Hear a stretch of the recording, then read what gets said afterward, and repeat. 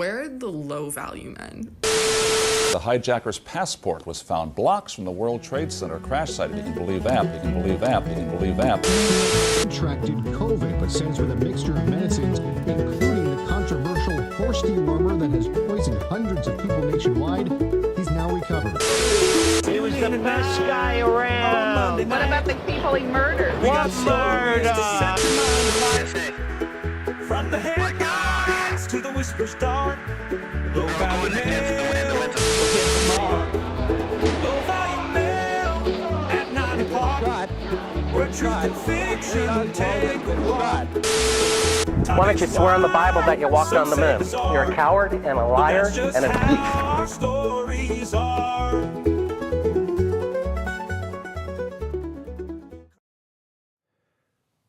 Welcome back, everybody, to an all-new episode of Low Value Mail on this Monday, March 31st, 2025, the year of our Lord.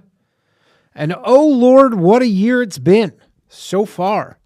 We're one quarter through it. Well, we're almost. We're 3 hours away from being one quarter through the year. It is episode number 142 of Low Value Mail. Joining me in the second hour tonight, we have Richard Serret. He's the host, creator, and writer of The Conspiracy Show with Richard Serret. He has a weekly syndicated radio program, also called The Conspiracy Show, which airs out of Toronto. A Canadian, and he's a regular guest host on Coast to Coast AM, and he's going to be joining me. And we're probably going to talk about Canada. So if you don't want to talk about Canada at all, because I don't think I've had a Canadian guest on, and maybe since that moon landing guy from Oakville. I can't remember his name, but he was like, he lived like literally 10 minutes from where I grew up, randomly. But he's going to be joining me, and I'm sure the topic of Canada will come up. And I haven't even been talking about Canada that much. I think last week I talked about it for 2 minutes, unless people call in. At which point, if people want to talk about Canada, who am I to say no to Canada? The chat says, is he Jewish? I don't know. You guys are obsessed with Jews. Really. Something really, really mentally wrong with some of you. But we got I mean, I like Jews too. I just found out that March Madness, 3 of the coaches in the Final Four are Jews. What the heck? What in the actual heck? I'd like to know how that happened. What is going on? 3 of them? 75%? They only make up 2% of the population. Hello? Yeah, Jared. I'm sure Jared will call in. Jared, let me know what's going on. Why are 3 out of 4 coaches 75% chance that the winner of the college basketball men's championship this year gotta be a Jew? It's interesting. You have to at least, it might be concerning. I don't know. Guys, tonight is Monday. Wednesday, Liberation Day in America. Are you guys excited? I shortened it to Lib Day. Lib Day in America. You guys are all getting liberated. This is fucking D-Day all over again. Except with money. Are you excited? Because I am. Because the crazy bastard is actually doing it. That fucking Cheeto. Kidding. He's doing it though, guys. He's doing it. We're about to see some shit for months. For months.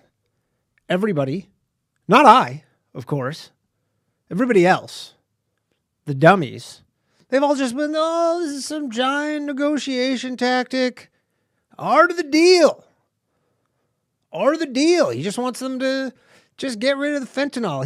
They could fucking quadruple the amount of fentanyl coming in. He doesn't give a shit. He does not care about fentanyl. You want 10x the fentanyl. Let's do it. Let's 10x. Doesn't matter. Let's bring every fucking gram of fentanyl, every milligram of fentanyl. Bring it in. Don't care. I mean, he might care at some point. That might be a bit hyperbolic. But people are saying, there's going to be no tariffs, just a negotiation tactic. Yet here we are. Of course, I told you he's going to be tariffing the entire planet. And that's what he's doing. Is he tariffing Israel? That could be concerning if he's not. Actually, I was looking it up. I couldn't get to the bottom of it. I was trying to find out if Israel's getting tariffs.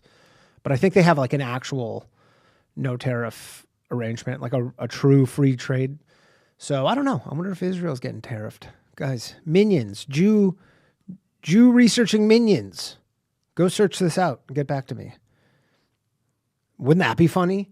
He goes, yeah, every country in the world getting tariffed. I mean, except Israel. What was that? He goes, oh, yeah, we're tariffing every country in the world, but Israel. Why are you doing that? What does Israel make? I see someone says, what does Israel make? They make all sorts of stuff. They make a lot of pharmaceuticals, a lot of technology stuff. Google just bought an Israeli company for $32 billion. That was only founded, I believe, 5 years ago. Cha-ching. Now, I have a question for the people listening live, of course.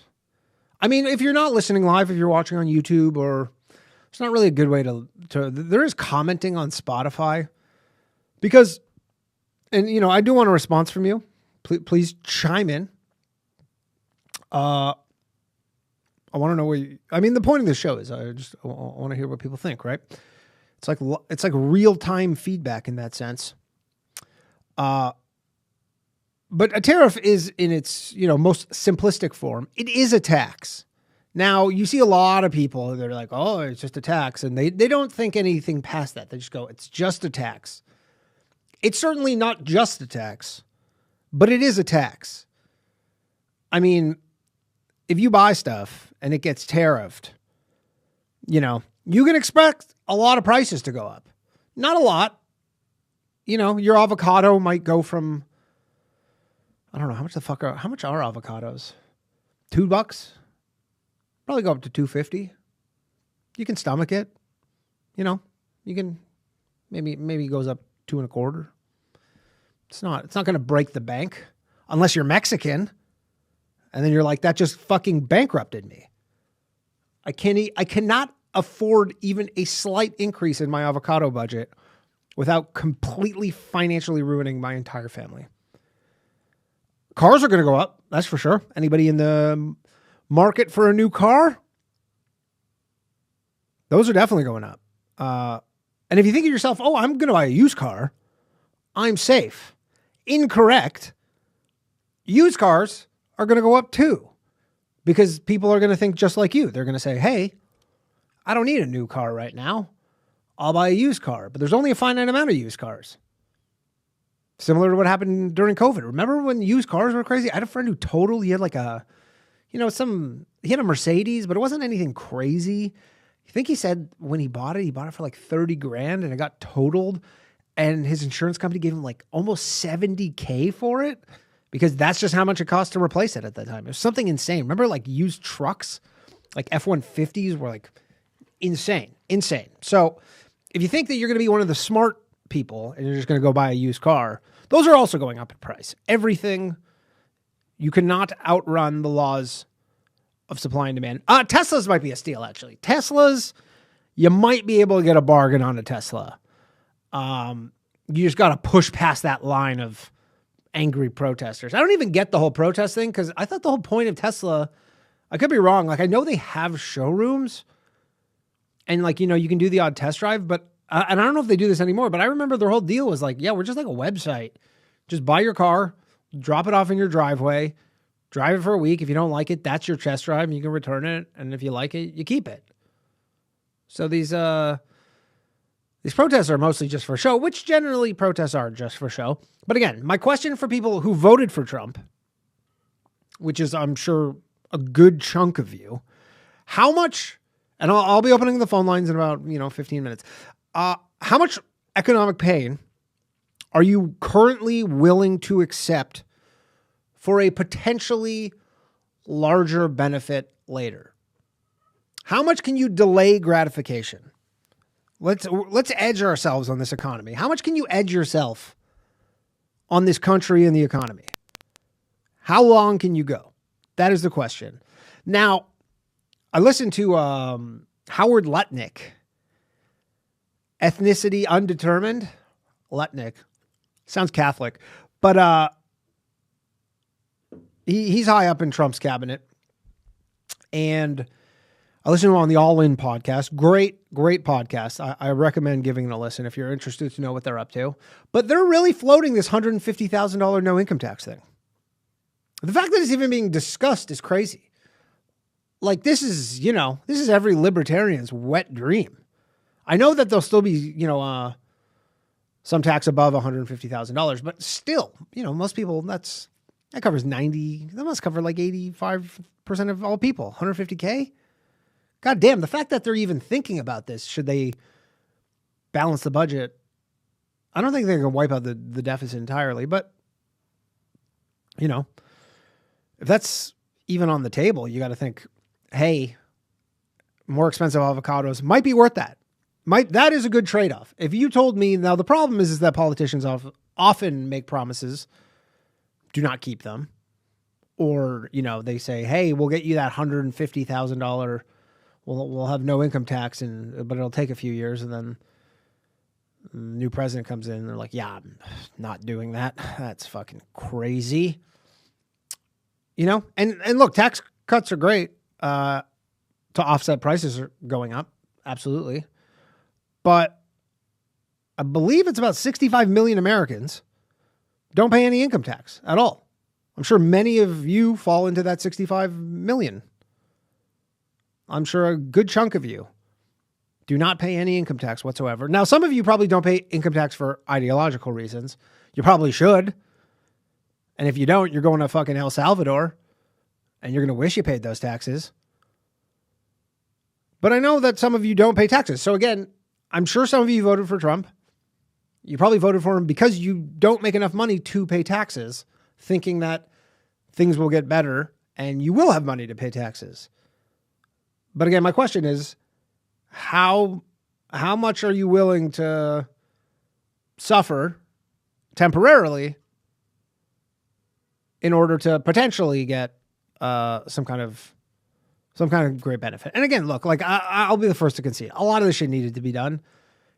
America was so far off the rails, if you will, in many things.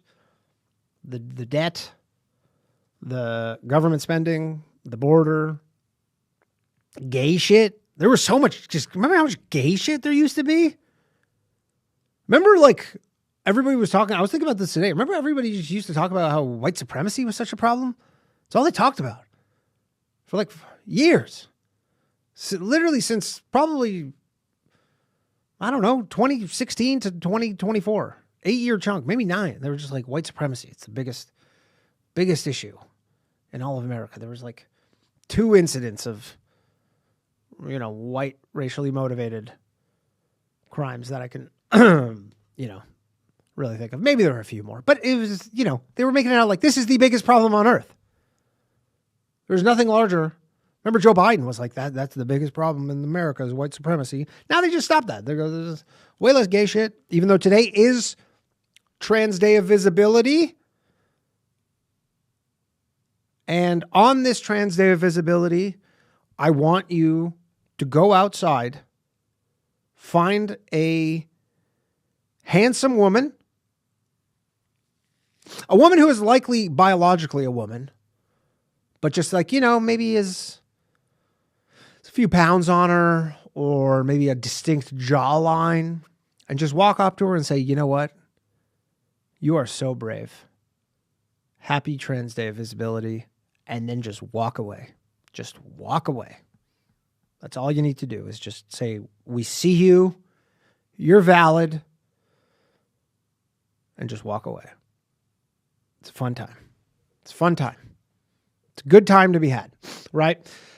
So these tariffs things, I I'm not even against them. I'm not against them, even though it's trying to destroy my home country, my country of birth, Israel.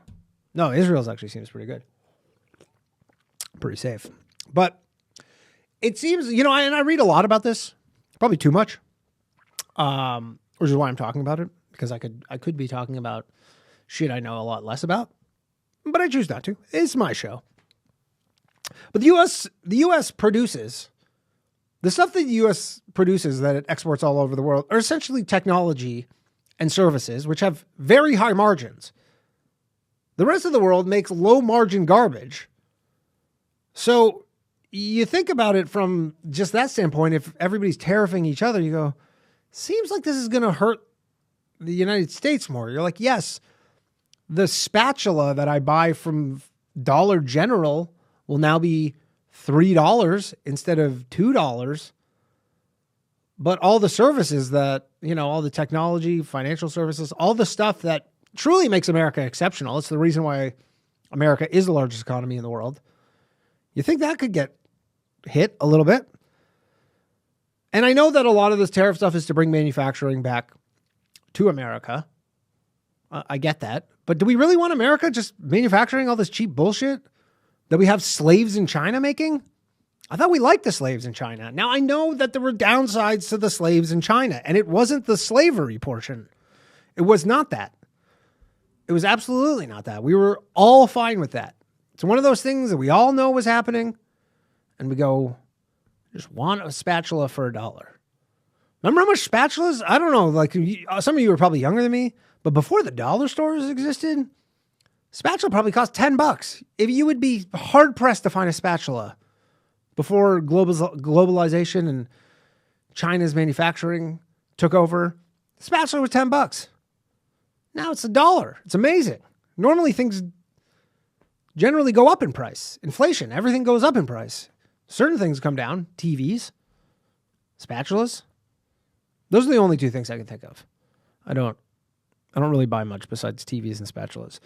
But again, do we want America manufacturing this cheap bullshit? I don't know. Because there is an opportunity cost there. They could be making something better, something more valuable. So we'll see.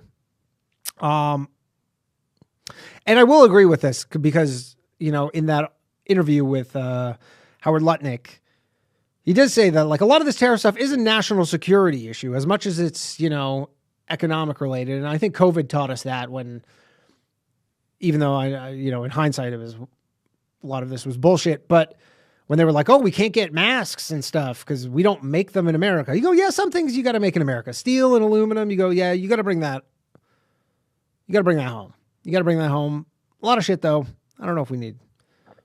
I don't want to use a spatula reference again. And again, this might completely work out and it'll be amazing, but it might not. Because again, this isn't running a business. This is the largest economy that has ever been known on planet Earth. So, will be interesting to watch. It surely will. Next topic. That's how I'm going to queue up topics going forward. Next topic. And I'm going to open the phone lines.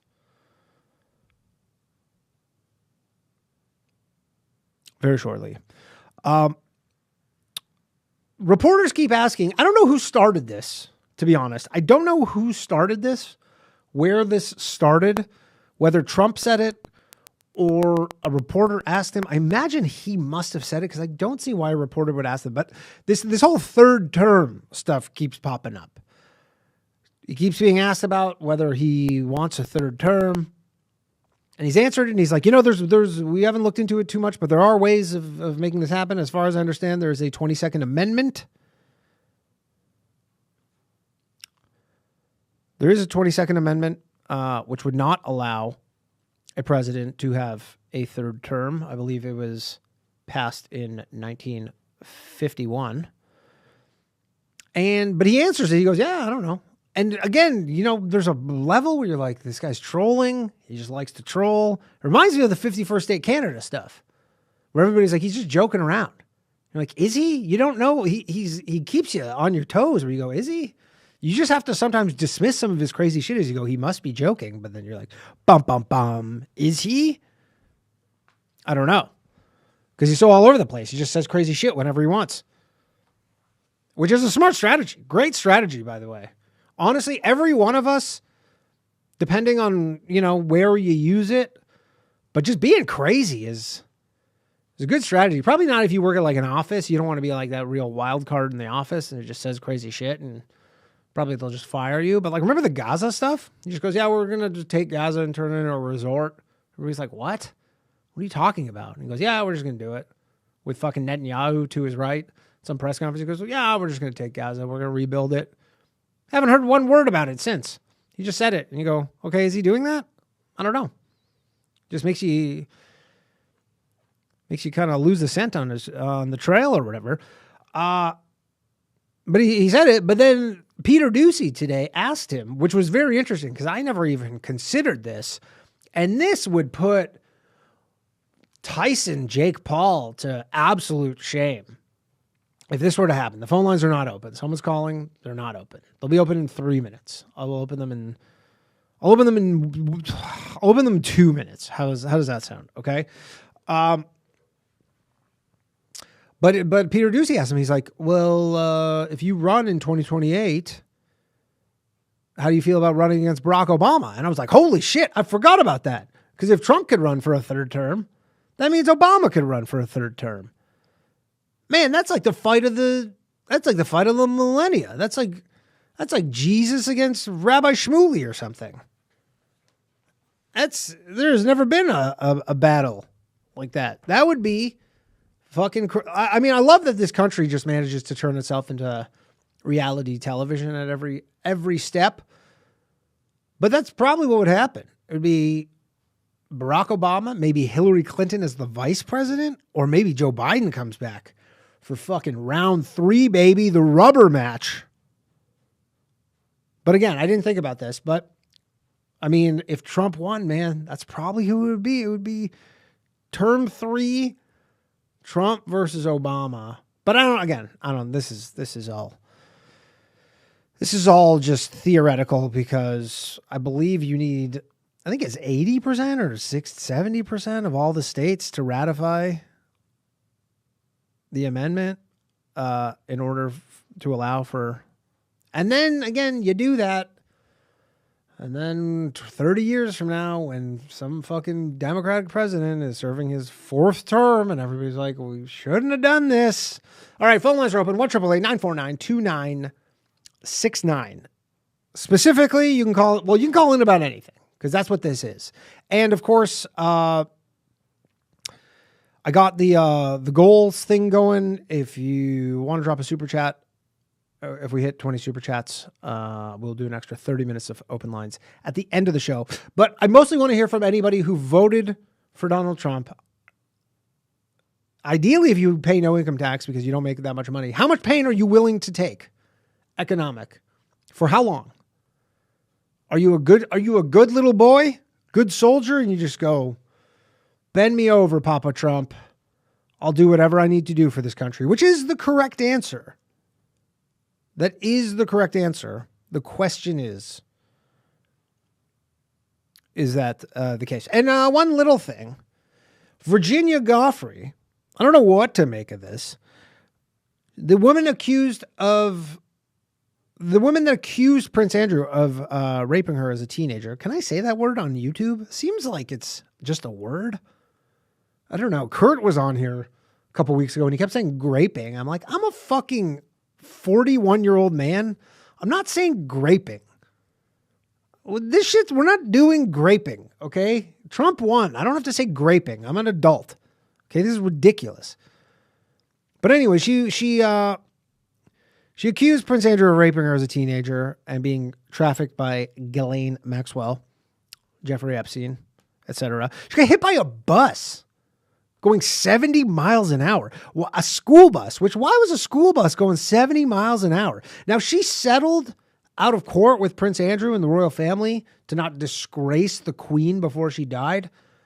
So I don't even think she has any legal recourse anymore because I think she kind of signed it all away for like a fat check. And now, obviously, some people think this is likely just a coincidence of sorts. Interesting coincidence. But again, I don't think they're doing it to shut her up. But you're like, who gets hit by a bus going 70 miles an hour? The weird thing is, though, and this is where it kind of gets a little fishy to me, is she says she was told that she has 4 days to live. Specifically, 4. She has a doctor who's so good. He's like, you don't have 3 days to live. You don't have 5 days to live. You have 4 days to live. So I don't know. Something seems off about this. I definitely don't think someone's trying to like kill her to silence her. Now, if one of the 4 women that Nick Bryant referenced last week died mysteriously, then I would definitely think something's up. If one of those 4 women in the United States just magically, suicides herself with 2 bullets to the back of the head, we'd be like, there might be some malarkey going on there. There might be. All right, let's get to the phones. Brookings Brown says, and now we have plastic in our nuts. Come on, Danny. I mean, the question is, you have Chinese plastic or American plastic? You're going to have plastic in your balls. Nobody said, we're not getting rid of plastics here. You're still going to have plastics in the nutsack. It's just country of origin plastics.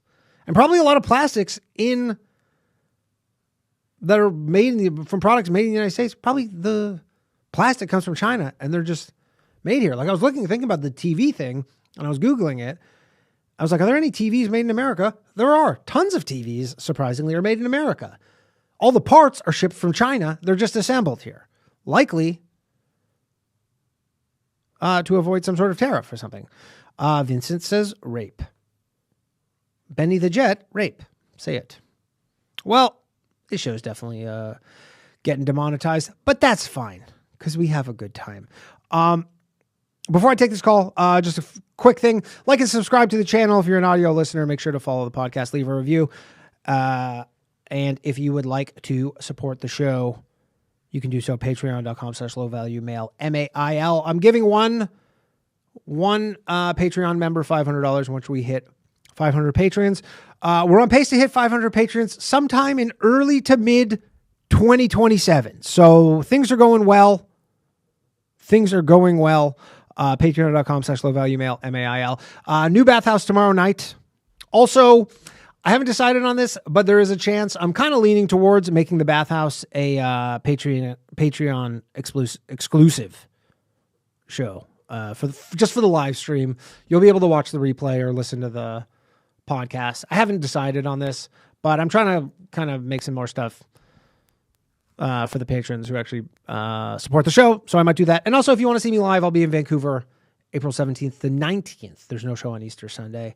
And Edmonton, May 1st to 4th. You can get tickets at dannycomedy.com. All right, let's take some calls. One moment, please. Hello, Robert. You there? You're on Low Value Mail. Mr. Danny, what's good? How's it going, man? I'm doing great. Excellent. You see, just to start off, did you see maybe you talked about it and I joined late, but you see the Albertans are threatening to secede again? Yeah, I mean, I've been talking about it on this show for weeks. That is my literal theory that is my current pet theory of how Canada eventually does become part of the United States, is that Alberta secedes, takes Saskatchewan with it. And for people who don't know, Alberta basically subsidizes much of Canada through their wealth of natural resources. And then Quebec probably takes off. I mean, there's a Quebec separatist party that is, I believe, second in the running in the province to be the premier. I don't think they're leading, but you could see how the dominoes could fall here and Canada would just kind of not exist anymore. Not as a sovereign nation anyways. You there? Nice. Yeah. Are you Canadian? A little bit. Little bit Canadian. That's like saying I'm a little bit gay. Well, I might be a little gay because I'm a little Canadian. There you go. So what's up, Robert? Might go together. Yeah. What do you want to talk about? Well, this might be a more JJ topic. Okay. Have you seen Dave Portnoy sex tapes? Why would I watch Dave Portnoy sex tapes? I don't know. They leaked. He's a freak. I thought but there was the one like years ago. Remember where the girl, where he had like a fucking dog leash around her neck and something? Yeah, there's another one that leaked though with him on a yacht standing off the side, like bending over a girl. How's that freaky? He's a guy that has a yacht.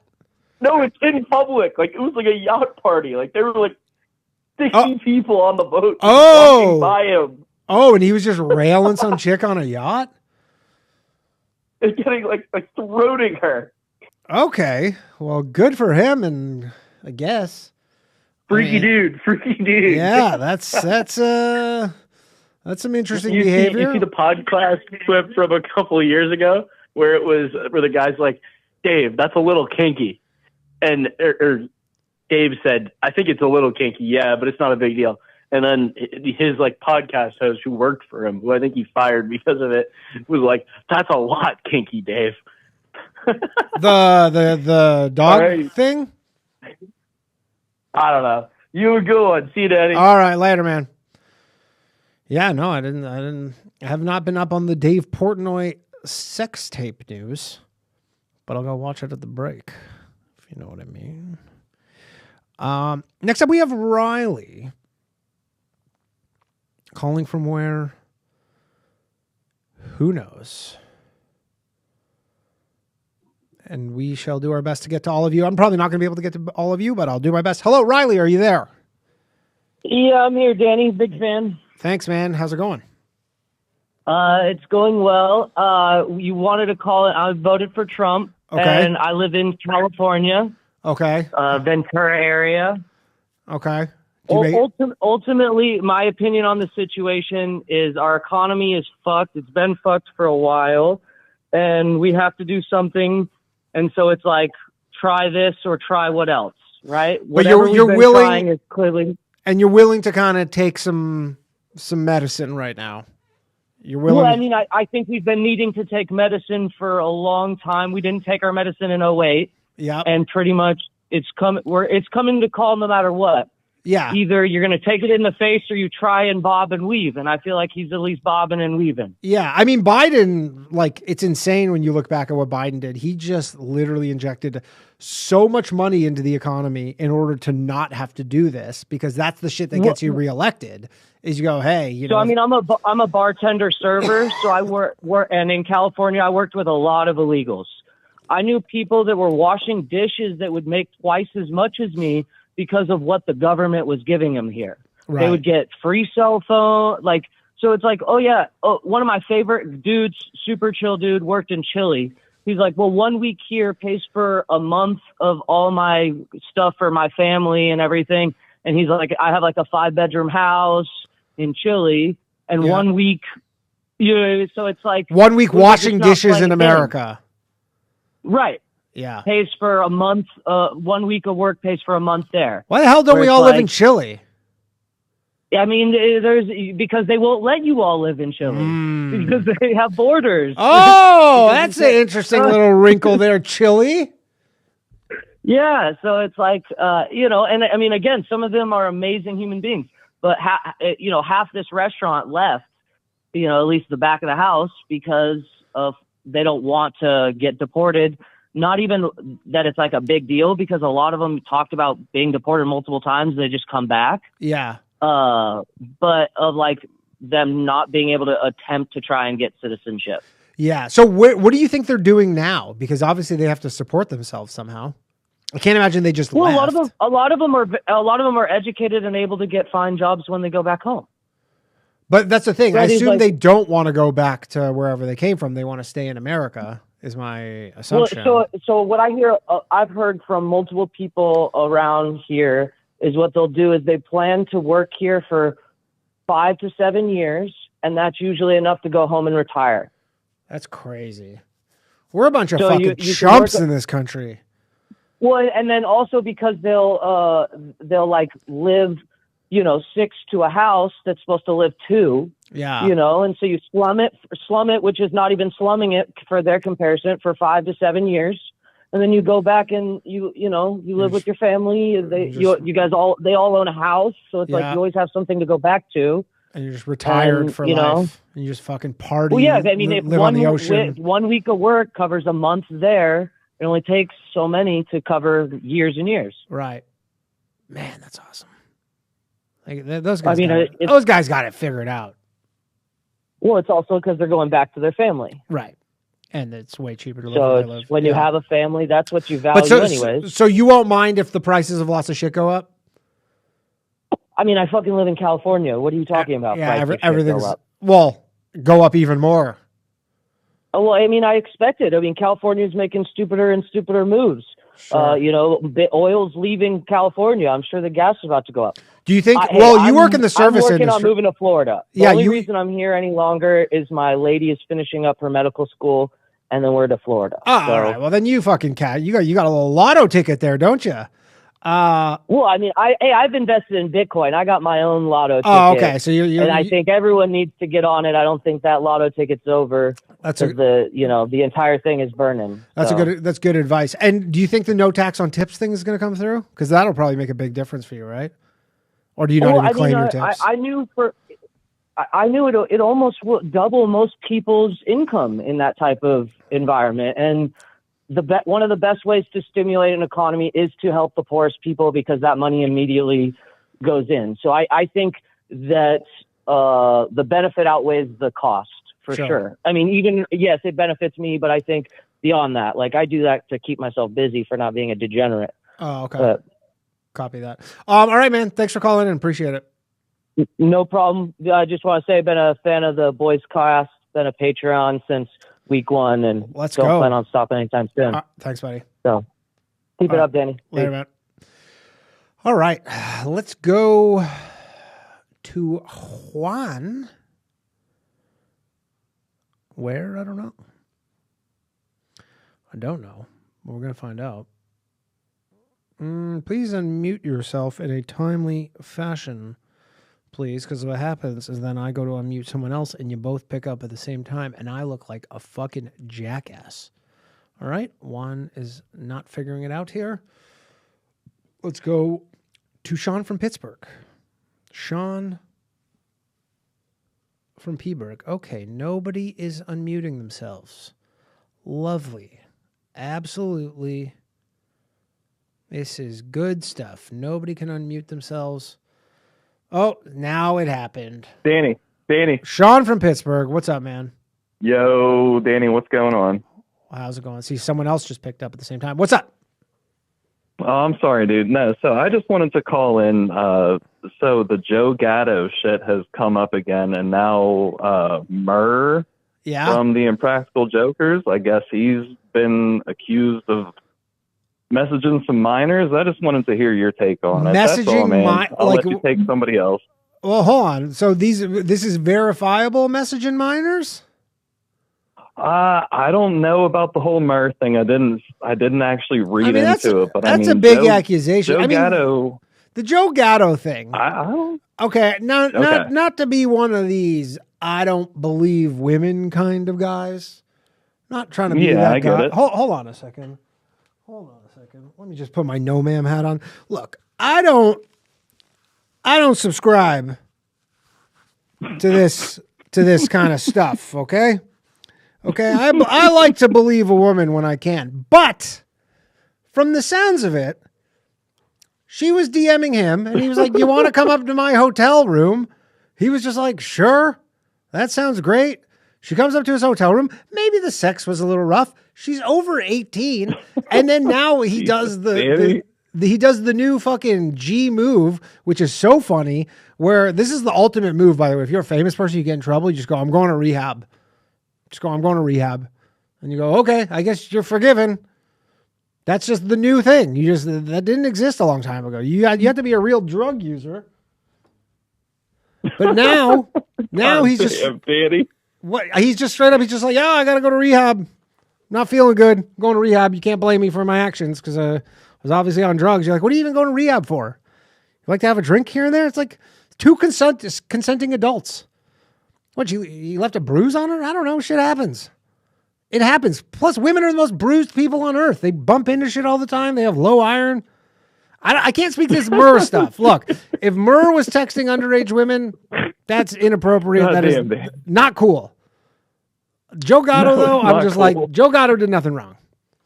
And I will die on this hill. And that's it. That's all I got. For that. That's all I needed, Danny. See you later. Later, buddy. Sean from Pittsburgh, everybody. You never know when a good no man hat is going to come in handy. You got to keep them. You got to keep them right nearby because you never know when you're going to need them. Right? Okay, let's take a call. We got Chris from Ontario coming up. Chris from Ontario, are you there? And then I'll get to Aaron. It's Chris from Brampton. Or should I say Bram-Ladesh? Bram-Ladesh.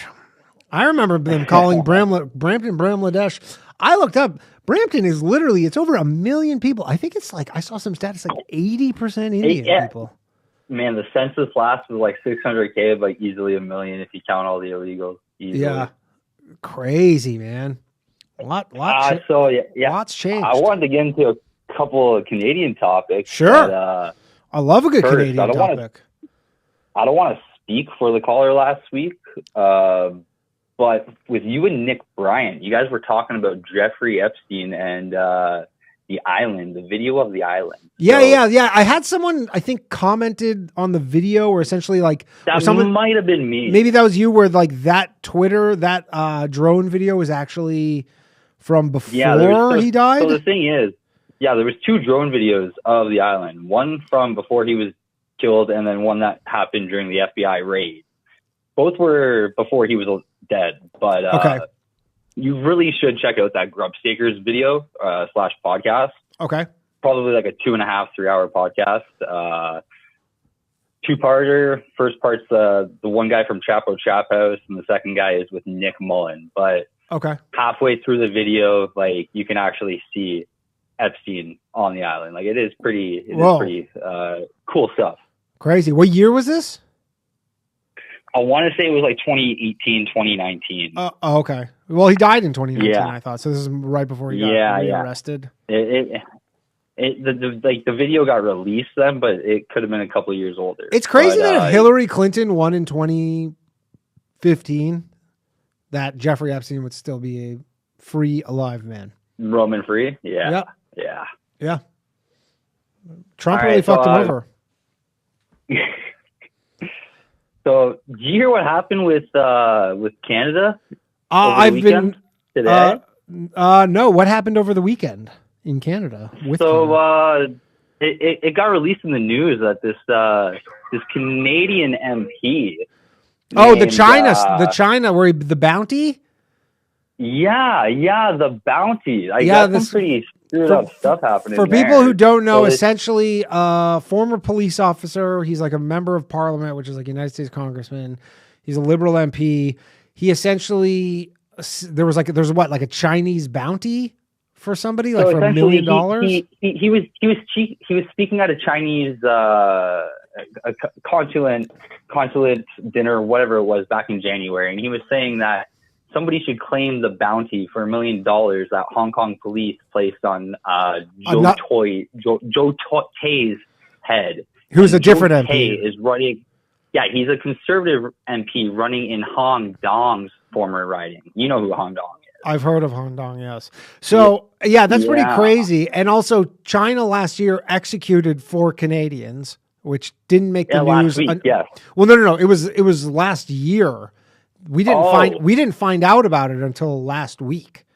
But the Chinese government executed 4 Canadians. I'm trying to get Sam Cooper. I don't know if you know who he is, but he's a journalist. I'm actually the guy who super chatted you a couple weeks back about that. Yeah. Oh, okay. I'm trying to get him on the show because he has extensively covered. Like, people do not realize anywhere, but especially in Canada, how bad it is. But like how bad, like the Chinese Communist Party has like infiltrated Canadian politics. It's crazy. They own federal, provincial, and municipal politicians by the fucking balls. Yeah, the same thing with Khalistani influence too. They own our politicians by the fucking balls, man. And like you got to wonder, what are our security services doing? Like they're just sitting fucking idle. I have no idea. The Chinese stuff though is very concerning, and You know, I guess It is, I guess man. when And, Trump says he needs earlier- Canada, that might be why. Well, earlier you were saying about like the whole Trump annexation thing. Like I really do wholeheartedly believe like this is why Trump's fanning the flames, because he knows obviously the security state and the security agencies in the States know how bad the situation actually is. And like, you can't just come out and say, China controls your government, guys. Sorry, we got to take over. Yeah. We got to do something about it. Right. Like, but even it is after extremely bad. But even after all this annexation talk, nobody in Canada is like, we need to do something about the CCP. Like, that doesn't even seem to be a conversation. No. And it was only today that the RCMP came out and said that they were providing security to Mr. Tay and that they were launching the Site Task Force, which is essentially going to investigate foreign interference this upcoming election. Yeah. So, like, hopefully something is going to happen, but I mean, time will tell, right? Yeah, those Chinese are up to no good. They had a secret police station in New York. Oh, they're all over the place in Canada too. Yeah, they have them all over Canada too, but they have like these secret Chinese police stations that are in different countries. It's crazy. Yeah. It makes you fucking wonder, man. Makes you wonder. That's all I got to say. Cool, man. Well, thanks for calling in. Appreciate it, dude. Yeah, take care, Danny.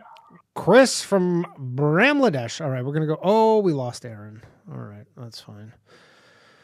That's fine. Let's see if we can get Juan back on the line here. Although he had a problem answering the first time around, so I'm not. Oh, there we go. Juan, are you there? What's going on, Danny? What's happening? Sorry, I think I was clicking the button a little too fast. It's but okay. We figured it out this time. Don't sweat it. What's up, man? Well, like you asked, I am a 2-time Trump voter. Okay. From Florida. Okay. The great state of Florida, my favorite state. Yep. I grew up in Doral where Trump has his golf course. Yeah. Nice and area. I actually got to play golf there with my high school team for a little bit. It was pretty cool. That's awesome. Yeah, my friend plays there whenever he tries to get me to go to play with him there. It looks like an amazing course. Yeah, dude. It looks incredible. It's fantastic. It used to be a Marriott hotel, and then Trump bought it out and just, put his gold chandeliers all over the place. And my younger sister actually worked there for a bit, and she said that was the best job she ever had. Really? Apparently, they run things really well. Yeah. Not to toot his horn, but the guy knows hospitality really well. Yeah, he does. Yeah, he does. Now, yeah, as go far ahead. as the tariffs go, I think it's where, like Riley said, and by the way, Riley, if you're still listening, you're more than welcome to come here in Florida. Check out the Fort Myers area. Very, very pro-Trump over here. A lot of growth. I think you said your girl was doing medicine or something. Yeah. Plenty of hotels and hospitals and stuff. Florida's great. Look into it. But people need to cut it out with not to sound like a hippie, but the materialism is out of control, man. I'm sure you've seen the ads of like all this cheap Chinese crap from Temu and Amazon and all these like cheese shredders and 23,000 stupid tools that people have in their kitchens now. Like I mean, my wife buys this stuff watermelon non-fucking stop. It's just so much crap. Everywhere you look, it's just nonstop. Buy this cheap $12 plastic junk. Nothing works well. People don't even know how to cook anymore. It's really frustrating. Dude, and I feel like you're if you make speaking everything right more into my expensive, soul, Juan. I might have to put the No Ma'am hat you back can- on. Dude, you see it? Well, it's pretty cool. That's a good hat, but that's exactly the point. Like, people have No Ma'am hats now.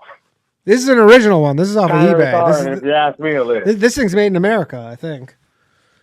Is it? I really hope it is. It's probably not. Bought it off. It's probably not. But no, it's probably not. But I'm sure with the tariffs, someone will be watching this, and they'll make a hat company here in Pittsburgh or something, and they can make No Ma'am hats here. That's true. It might cost $40, but you're not supporting Chinese slavery. I feel like people forget about that. That is true. I mean, I don't really disagree with that. And I mean, a lot of like larger manufacturing, I don't disagree with that stuff, bringing that back because there's no reason why cars can't be made in America. It's just all these like free trade agreements and all this stuff just got everybody kind of moving around. But like, there's no reason Ford can't just take their plants and just put them all in the United dude, States. like General Motors. I'm a mechanic myself. I work with Mercedes-Benz, but I know a lot about the industry. I think General Motors, something like 40% of their cars are not made here. Yeah. And the thing with the car tariffs, the car tariffs are going to be the hardest ones. They're not going in on Wednesday, the car tariffs, unless it's 100% made outside of America, because there's no way for them at this point to figure out, like, because they're essentially saying if your car has 40% of the parts are made in outside of America, we're just going to tariff those parts. And you're like, you know how hard that is going to be to figure that out, to get that set up? The math is impossible. It really is. And they get, like, I can tell you from personal knowledge, in the Mercedes world, what I work with, if you look at like a small sedan, the C-Class, for example, the little plaque where you have the identification number on the car, it'll say at the very bottom, made in South Africa. Yeah. But the car has like, the transmission comes from Hungary, and most of the engine assembly and all of those parts come from Germany. Yeah. But then you have some other assembly. You have like 30% of the car assembled, and then they ship that to Alabama, which Alabama is where Mercedes makes most of the SUVs and the big cars that they sell here. Yeah. And then you get like a half completed car. They do the rest here. The math is ridiculous. This is going to take them forever to figure this out, how to properly tariff cars specifically. That's why, and I feel like tomorrow probably car sales are going to be great. It's going to be a good day to be a car salesman. Yeah, I'm sure some people are going to be panicking, but that's the thing. The car tariffs are actually going to take a little time, but I'm sure people will, just not realizing it. Yeah, and like you said, the used car market is also going to take a big kick in the nuts because, you know, supply and demand. No one can get away from that. No, but it's just people really need to. One of the things that the car market here, especially in this country, is that people don't keep them long anymore. The lifespan of a car is very short now. Most people have a car for maybe 3-4 years, and then they get rid of it and want something else. 30 years ago, people used to keep cars for 10, 15, maybe even 20 years. Oh, man. I remember my parents fucking had this Cutlass Sierra that they just absolutely drove into the ground. I think it was like a 80... I think it was like 85. They must have had that thing for 12 years or something. Yeah, at least. That was the normal thing. Cars, they didn't have all the doohickeys they have now. No. And they were simpler to repair. Everything's computer. Right now, dude. And in some of the cars that we have, if you line up every wire end to end, you have more than 2 miles of wiring per car. That's crazy. That's ridiculous. Yeah. And some of these really high-end luxury ones, 110 computers in some cases. That's crazy. So you're basically saying everybody just needs to kind of tighten the purse strings. Let's just all kind of cut back on our spending a little bit. Can I give you my wife's phone number? Can you just call my wife directly? I'm just going to need you to have. She's going to need to hear from Juan directly. You're just going to have to tell her, look, you got to stop buying shit. I mean, I've joked about this before. Like my house looks Amazon like packages are out of control. Dude, my house looks like a fucking Amazon sorting facility. It's insane. Seriously, no, like the demand for cardboard has to be insurmountably high. It's crazy. I don't even want to know how much we spend on cardboard. Oh, it's crazy, and it probably all comes from China. I wonder if they'll probably tariff that actually. So that'll add a little. Who knows, dude? That'll add a little extra stuff. All right, Juan, I gotta let you go. Thanks, man. Juan from Florida. Thanks for the call. Great talking to you, man. Juan from Florida, everybody. Okay, let's take one last quick call. We're going to go local, New York City. If I didn't get to you, I apologize. Hopefully we'll do an extra half an hour and we can chat. Or you can call in and talk to the guest who we'll be bringing on very shortly. We got Fabrizio from Long Island. Fabrizio, are you there? Fabrizio!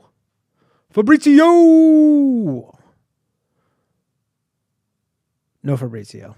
All right, we lost Fabrizio. Wait, did Fabrizio? He muted himself. That's crazy. I didn't know you could do that. I didn't know you could do that. I guess you could do that. Let's see if we can get Fabrizio. If not, we're just going to go to the break because it is actually breakdown. Oh, Fabrizio, you there? Yeah, how are you? What's up, man? How's it going? Oh, man, loving the show, man. Thanks for letting me call in. Thanks for calling in. What do you want to talk about? We only have a couple minutes, though, so. Sure. I'll give you some background story. I am a Trump supporter, obviously. I am surrounded by liberals, unfortunately. Mm-hmm. And, I wear my MAGA hat proudly when I go to soccer games and such. But interesting, some factoids about myself. So I was a master gunner for the U.S. Army for 10 years, about 10 years ago. Okay. And every single military doctrine that we use and train against our own units has a little-known country known as Kresnovia. Are you familiar with Kresnovia? I'm not. Is that like some fictitious country that they use in their documents?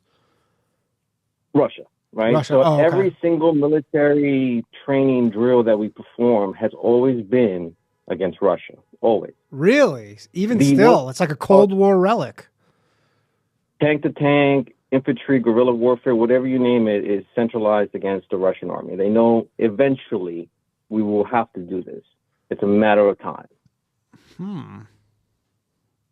So everybody just needs to be ready when shit pops off.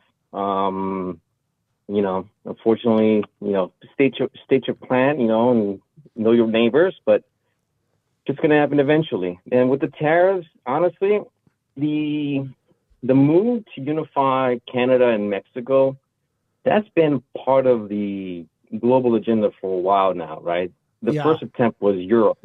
When they unified the Germans and the French into having a European Union and came up with their own currency.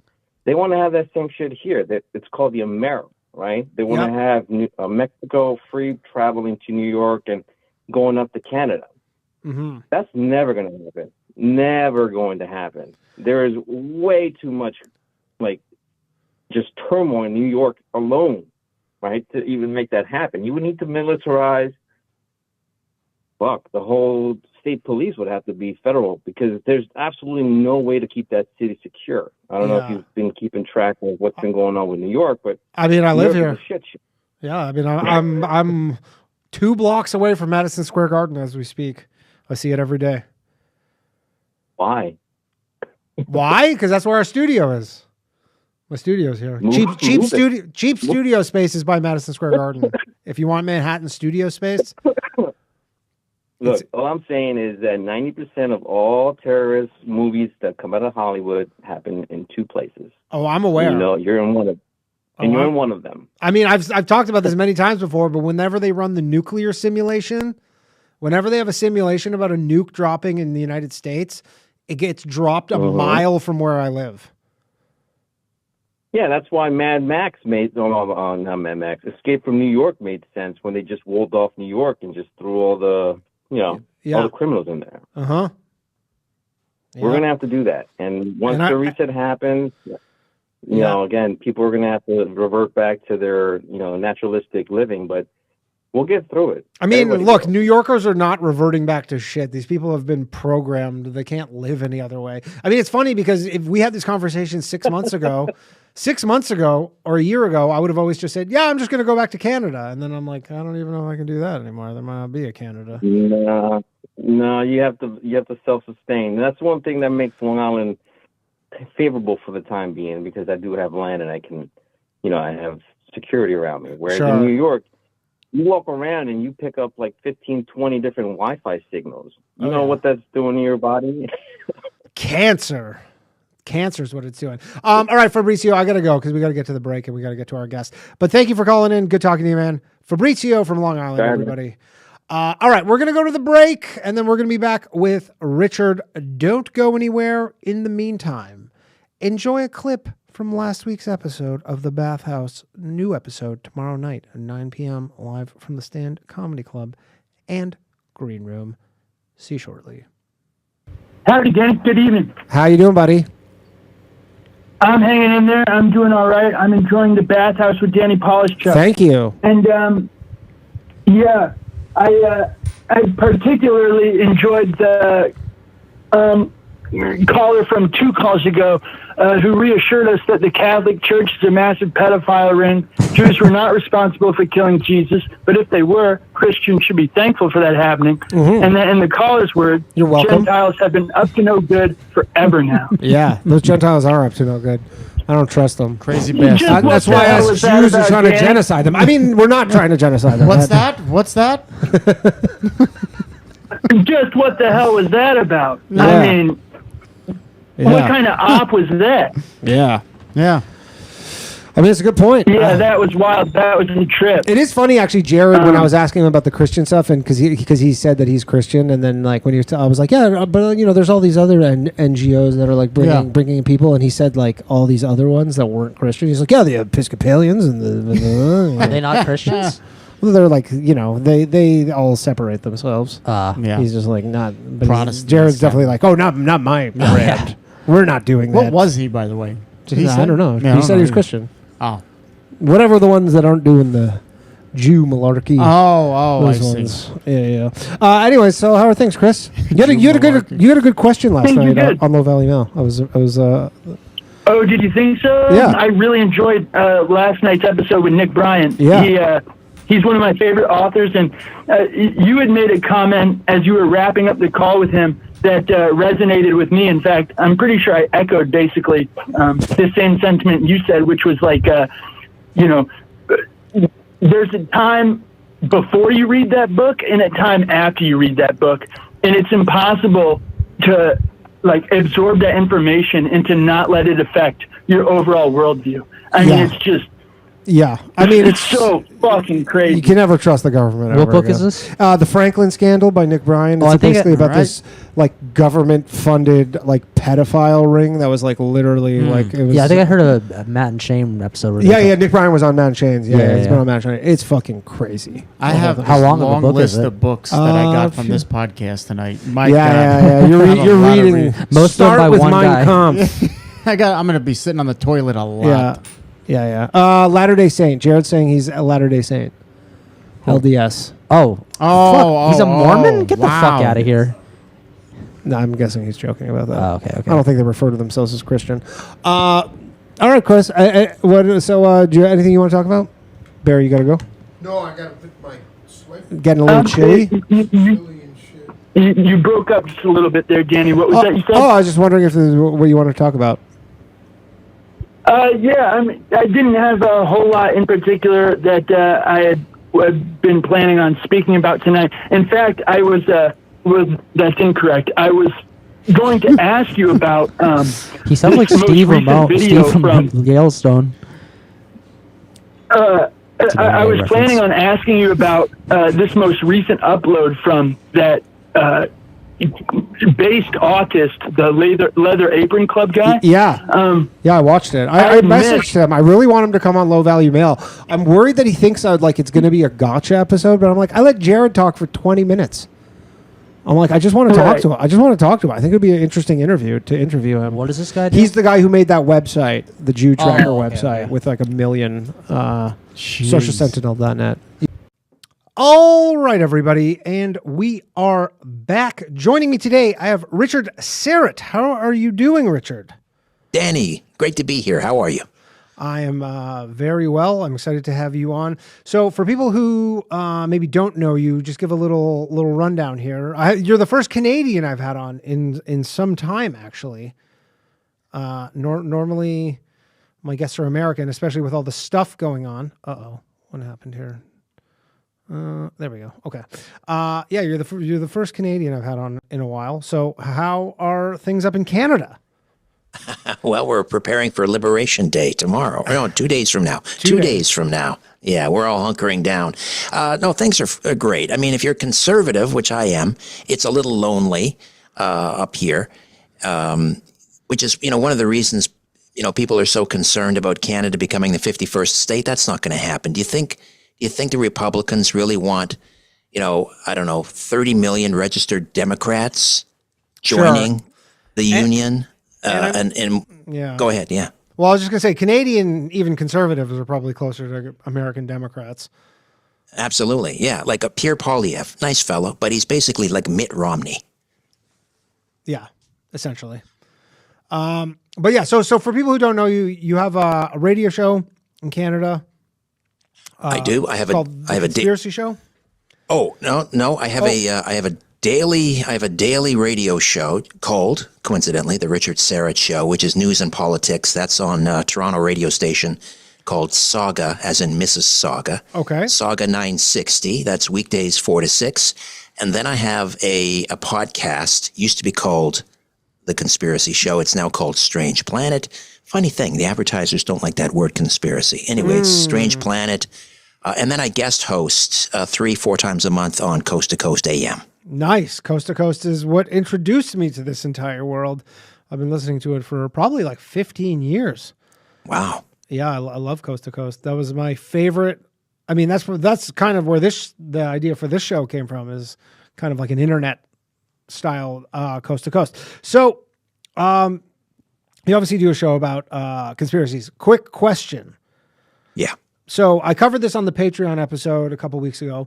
There's new research from the University of Nottingham in England, published in the Journal of Health Psychology, that reveals that people who sleep poorly are likelier to believe conspiracy theories. How do you sleep? Like a baby. I cry. Yeah, I cry all night and then I wet the bed. No. That's an interesting study. Well, conspiracy theories. You know, there was another interesting study that said something. Now, who was this from? But it was a study about people who are more likely to believe sort of the official narrative. Tended to be just generally more compliant and sure. I mean that makes a lot of sense. Yeah. I mean that's kind of your ideal citizen, you would think. Exactly. Yeah, compliant, uncritical, just ready to stack boxes at the Amazon sorting center. Sure. Not that there's anything wrong with that. No. You need people. You need bodies. But what bugs me about these studies, all these studies about conspiracy theories, they never actually try and examine the conspiracy on its merits. Let's look at the evidence, and weigh the evidence for and against. It's always they're trying to climb inside the mind of someone who holds these views and try and figure out, what's wrong with this person. Well, wait a minute. Let's just examine the actual conspiracy and look at the evidence. Sure. Either way, maybe it goes nowhere, but maybe there's something to it. But it's always, let's do a psychological study on, the conspiracy theorist. What is wrong with these people? What went wrong? Well, apparently they don't sleep well. I think that's the problem, is they're not having their warm milk before bed. Otherwise, they wouldn't believe all this nonsense. So, as mentioned, you are the first Canadian guest I've had on in a while. I'm Canadian. What is the greatest Canadian conspiracy? Is it that Trudeau is Fidel Castro's son? Is there any I'm missing? Are there any better ones than that? Is that the top one? I think the greatest conspiracy is that Canadians are polite. I don't think we're polite. I think we're passive aggressive. Yeah. I think we have a nasty streak, but it's a real passive aggressive. Yeah, I've argued with this with many people here because they keep saying, they go, "Oh, Canadians are polite." I'm like, a Canadian is not any more polite. Like if your car breaks down on the side of the road in some rural town in the United States, someone is going to come help you. Now, New York City, everybody's a dickhead because it's just different here. But for the most part, it's the same. Probably city people are kind of more assholes and rural people are generally more polite. But Canadians as a whole are not more polite people. And I think actually that stereotype is to our detriment. Yeah. Also, this idea that we're so tolerant. Well, the problem is we tolerate everything except a difference of opinion. Mm-hmm. Yeah, that is a good point. But are there any other Canadian conspiracies? Well, I think, a lot of things that are happening right now with the Liberal Party. And this is funny because now, conspiracies and the news, these are where my two worlds collide. And I talk about this on my daily show, which is supposed to be about news and politics, but it's really, a lot of it is conspiratorial. And that is just, who the hell is Mark Carney, our caretaker prime minister? How does this guy that has 3 passports, hasn't lived in Canada for a decade, suddenly become the prime minister with 130,000 people voting for him in a liberal leadership race. And the rules of the leadership race are thus that anyone who's 14 or older can vote. And I don't believe you even have to be a citizen. No, you don't. You do have to be, I think, a resident, maybe a permanent resident. In fact, I don't even think Mark Carney qualifies as a permanent resident because nobody knows where he's been for the last 10 years. So they had 400,000 registered liberal voters, and they ended up basically disqualifying like 2/3 of those votes. And Carney ends up winning with 131,000 votes. Maybe they're 14-year-old, Chinese schoolgirls. Nobody knows. All of a sudden, he's prime minister. And anyone who's not sort of in the club, like Ruby Dalla, and there was another fellow that was disqualified, both of Indian descent. And he's just anointed, Yeah. Chandra Arya. Yeah. And then he gets pushed aside in the riding of Nepean so that Carney can run there in a safe liberal seat. So it just stinks to high heaven. Do you think Trump actually wants Carney to be? Do you think he's saying that he likes Carney because that's actually who he prefers as the prime minister to deal with? Honestly, I don't think it matters to him whether it's Poilievre or Carney, although now it's come out that, Carney was trying to act real tough in this whole, elbows up, which is just so puerile and ridiculous. This is our new slogan, right? We're going to get tough.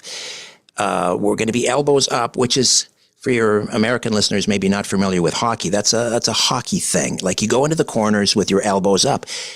That's nothing to be proud of. That's what a dirty hockey player does. Elbowing is a penalty, right? You don't want to go into the corners with your elbows up. But Carney is trying to act like, this election that's happening April 28th in Canada has basically become who of the two candidates hates Trump more, Carney or Pierre Poilievre. And Carney's trying to act tough, like he hates Trump. The problem is Carney's wife, Diana Fox Carney, is a senior advisor with a think tank called the Eurasia Group. It's a little like the World Economic Forum. The Eurasia Group is headquartered in New York City. His chief advisor, Gerald Butts, is on the board at the Eurasia Group. His wife is on the board of the Eurasia Group, and so too is Evan Solomon, former CBC broadcaster, who's now this star liberal candidate, also on the board of the Eurasia Group. And the guy that's running the Eurasia Group, Ian Bremmer, just wrote this blog. Maybe he didn't think that this would get out into Canada, that it was for an American audience, but he admitted in this blog that once Carney wins the election, he's just going to fold and give Trump what he wants. Which is what? Which is what? Just no retaliation to the tariffs? Right, or they'll renegotiate the USMCA, and who knows, maybe they'll get rid of the dairy cartel or something like that, or the subsidies and the tariffs on dairy products, and who cares really? But the point is that Carney's just playing voters for fools because he's going to give Trump what he wants anyway. Yeah, and he's got a huge lead. It's if you trust the betting markets, which were predicted the last U.S. election. He's got a massive lead now.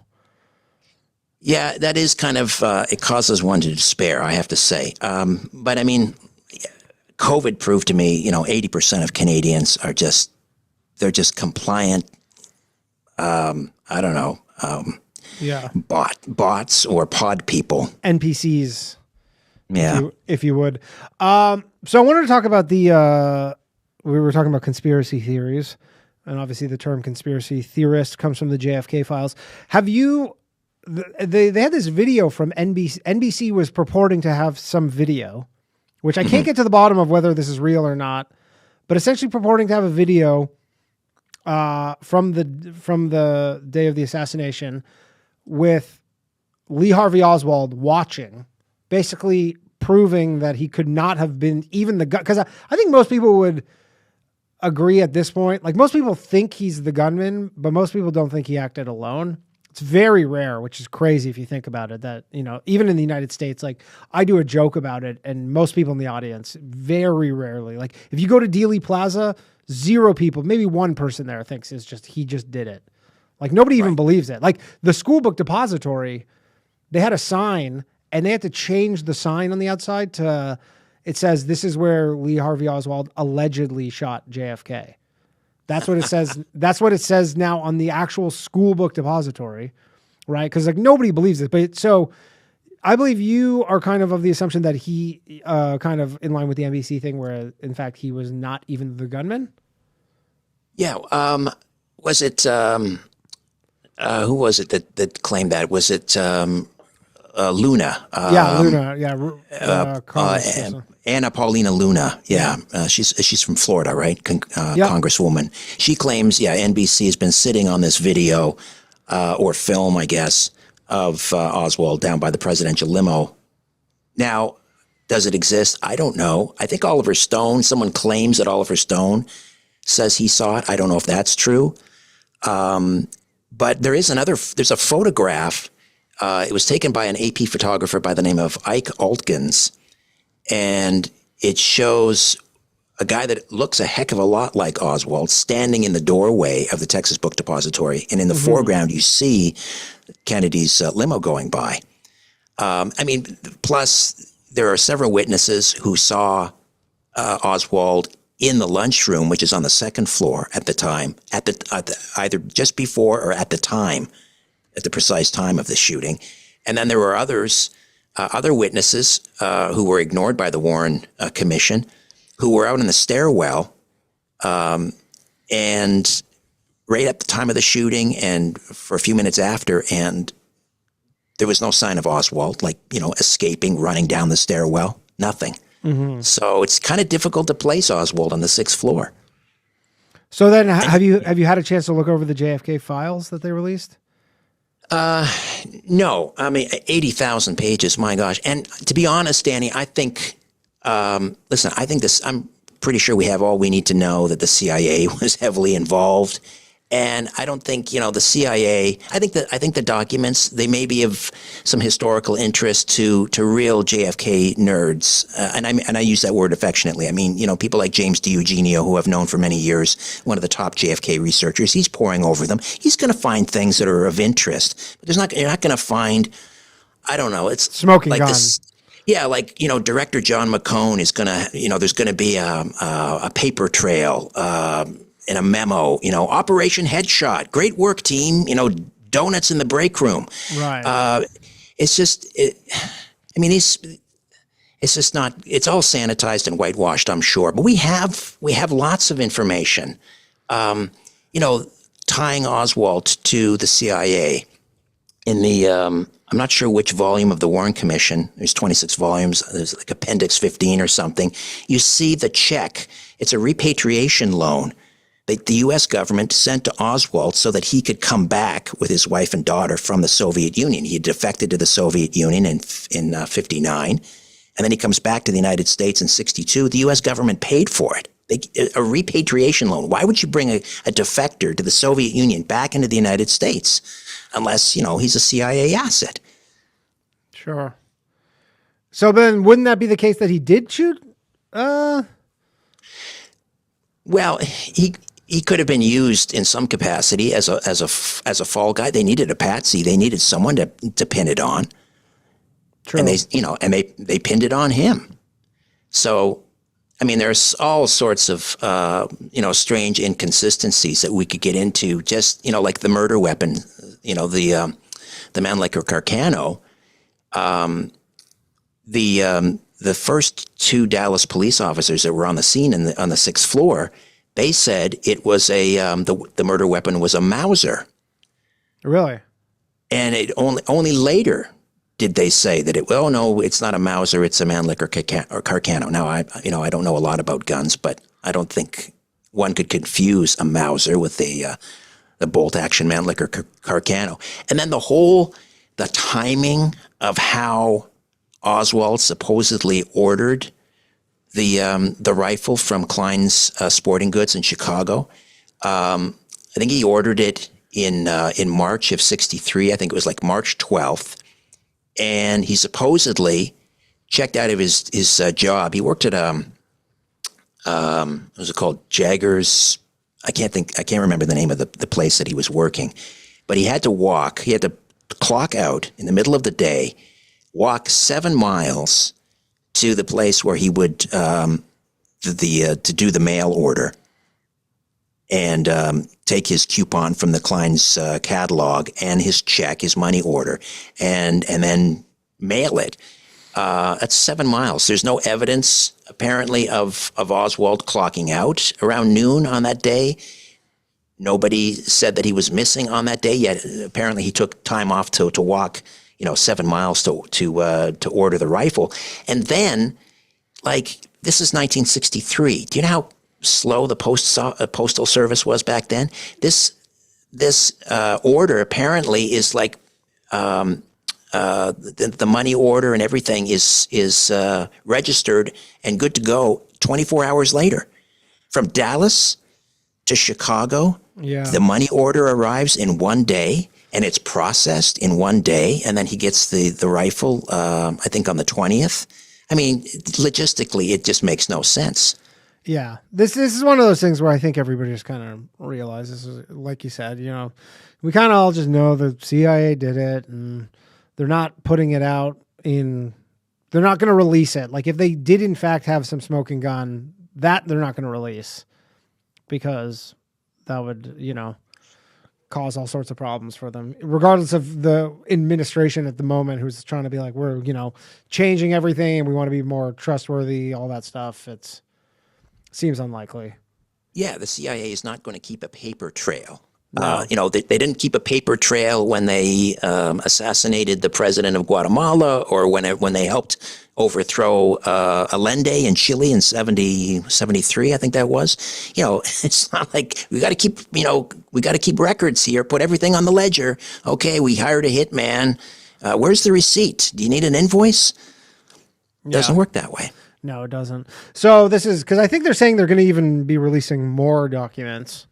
I think they released 80,000 pages. It seems like, I had Nick Bryan on the show last week, and it does seem like they're trying to distract from other things they're doing because, a lot of people, this is going to be their kind of main thing they're going to be into for however long it takes to read 80,000 pages. And then, probably another 80,000 drops and maybe another 80,000 drops. Yeah. I had Robert Tannenbaum on or I interviewed him on my podcast. It hasn't dropped yet. And he was appointed deputy chief counsel in charge of the congressional investigation into the assassination.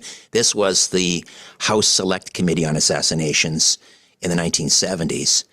And so he was, again, deputy chief counsel. This guy was like a legendary prosecutor in New York City. I don't think he ever lost a case. He was all about evidence and so forth. And he just wrote a book called That Day in Dallas. Lee Harvey Oswald Did Not Kill JFK.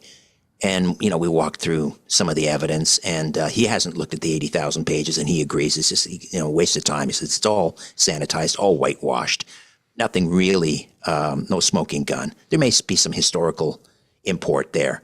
But he told me something I had no idea, and that was that Oswald was seen at Jack Ruby's nightclub, the Carousel, the night before the assassination with Officer Tippit.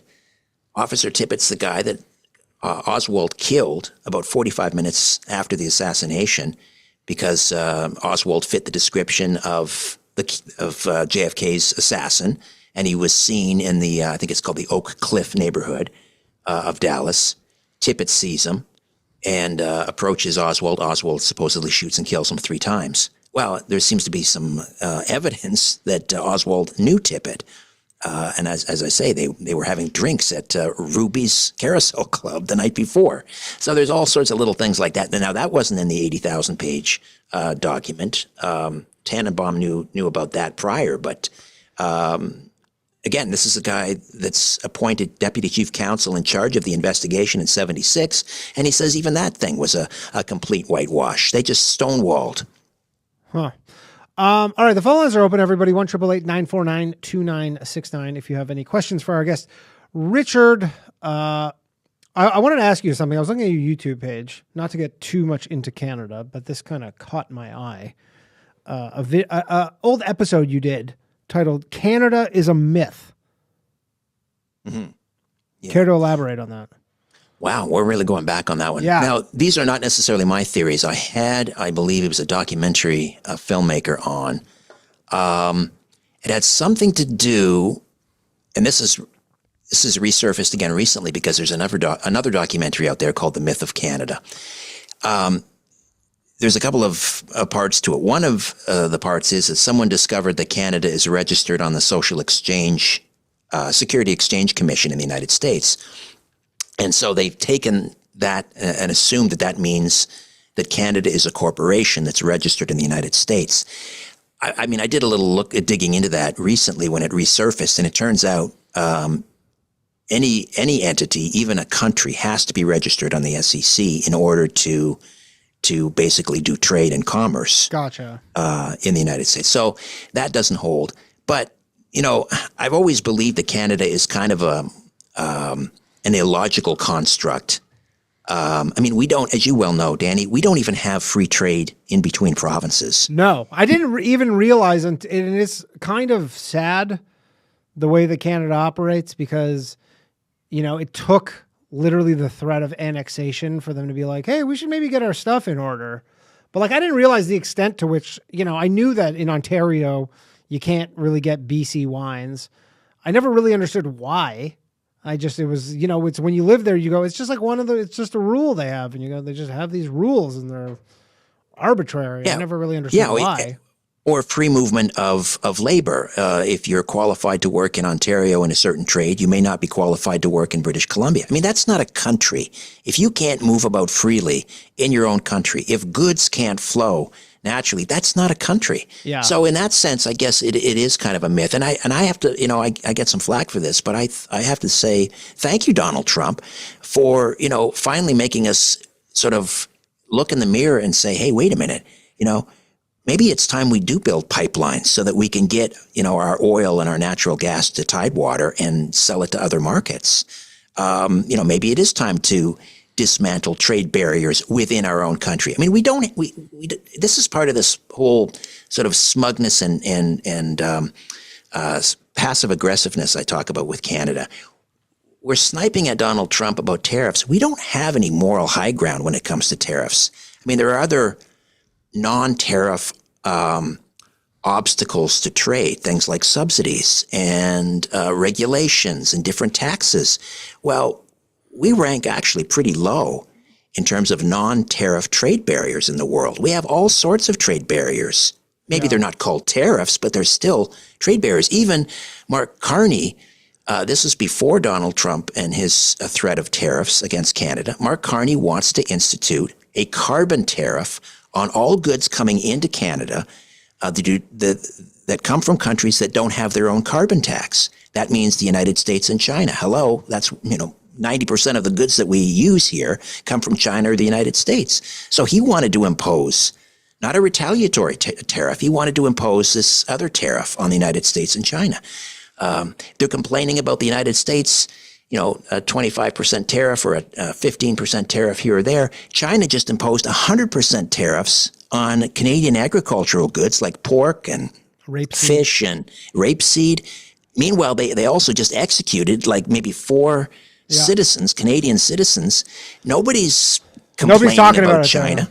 Well, I was talking to a caller before you came on, but it seems like people do not get the extent to which China has captured, like the CCP has captured Canadian politicians. I read about it from living in the United States. I read about it on Twitter and stuff, but you don't really see a lot of people, definitely none of the mainstream media in Canada, to talk about this at all, which you'd think would be fairly serious.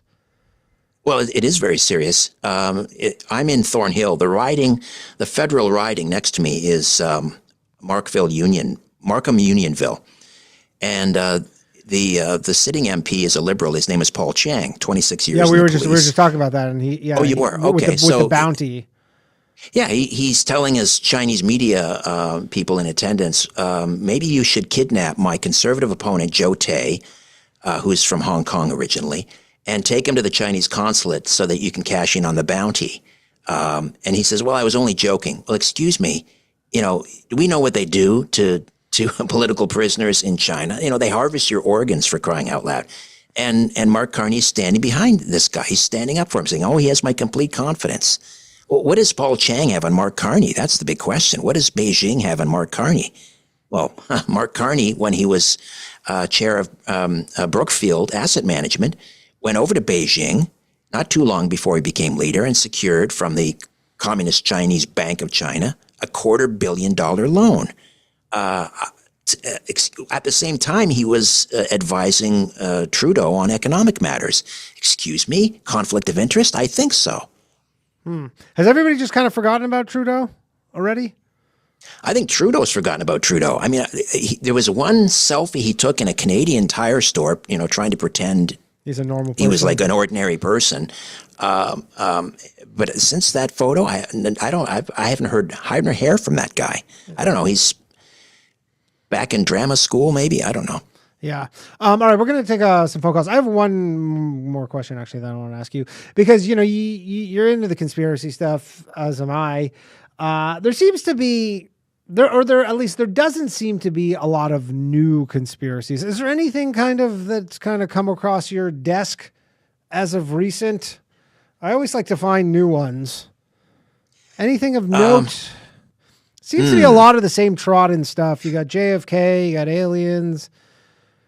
Yeah. Well, the thing is that a lot of the things that we, people like myself who've been talking about these things for like a quarter century, Alex Jones, a lot of those things that we were talking about 25 years ago, but the emergence of a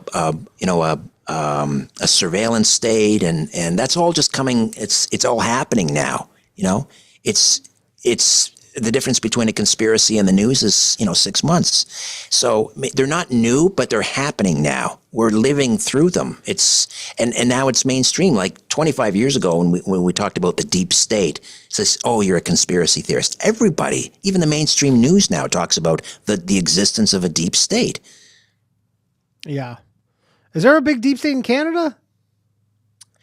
I don't think it's as powerful, but it's more of an administrative or a permanent bureaucracy that it doesn't matter changing government. They basically just do whatever they want to do.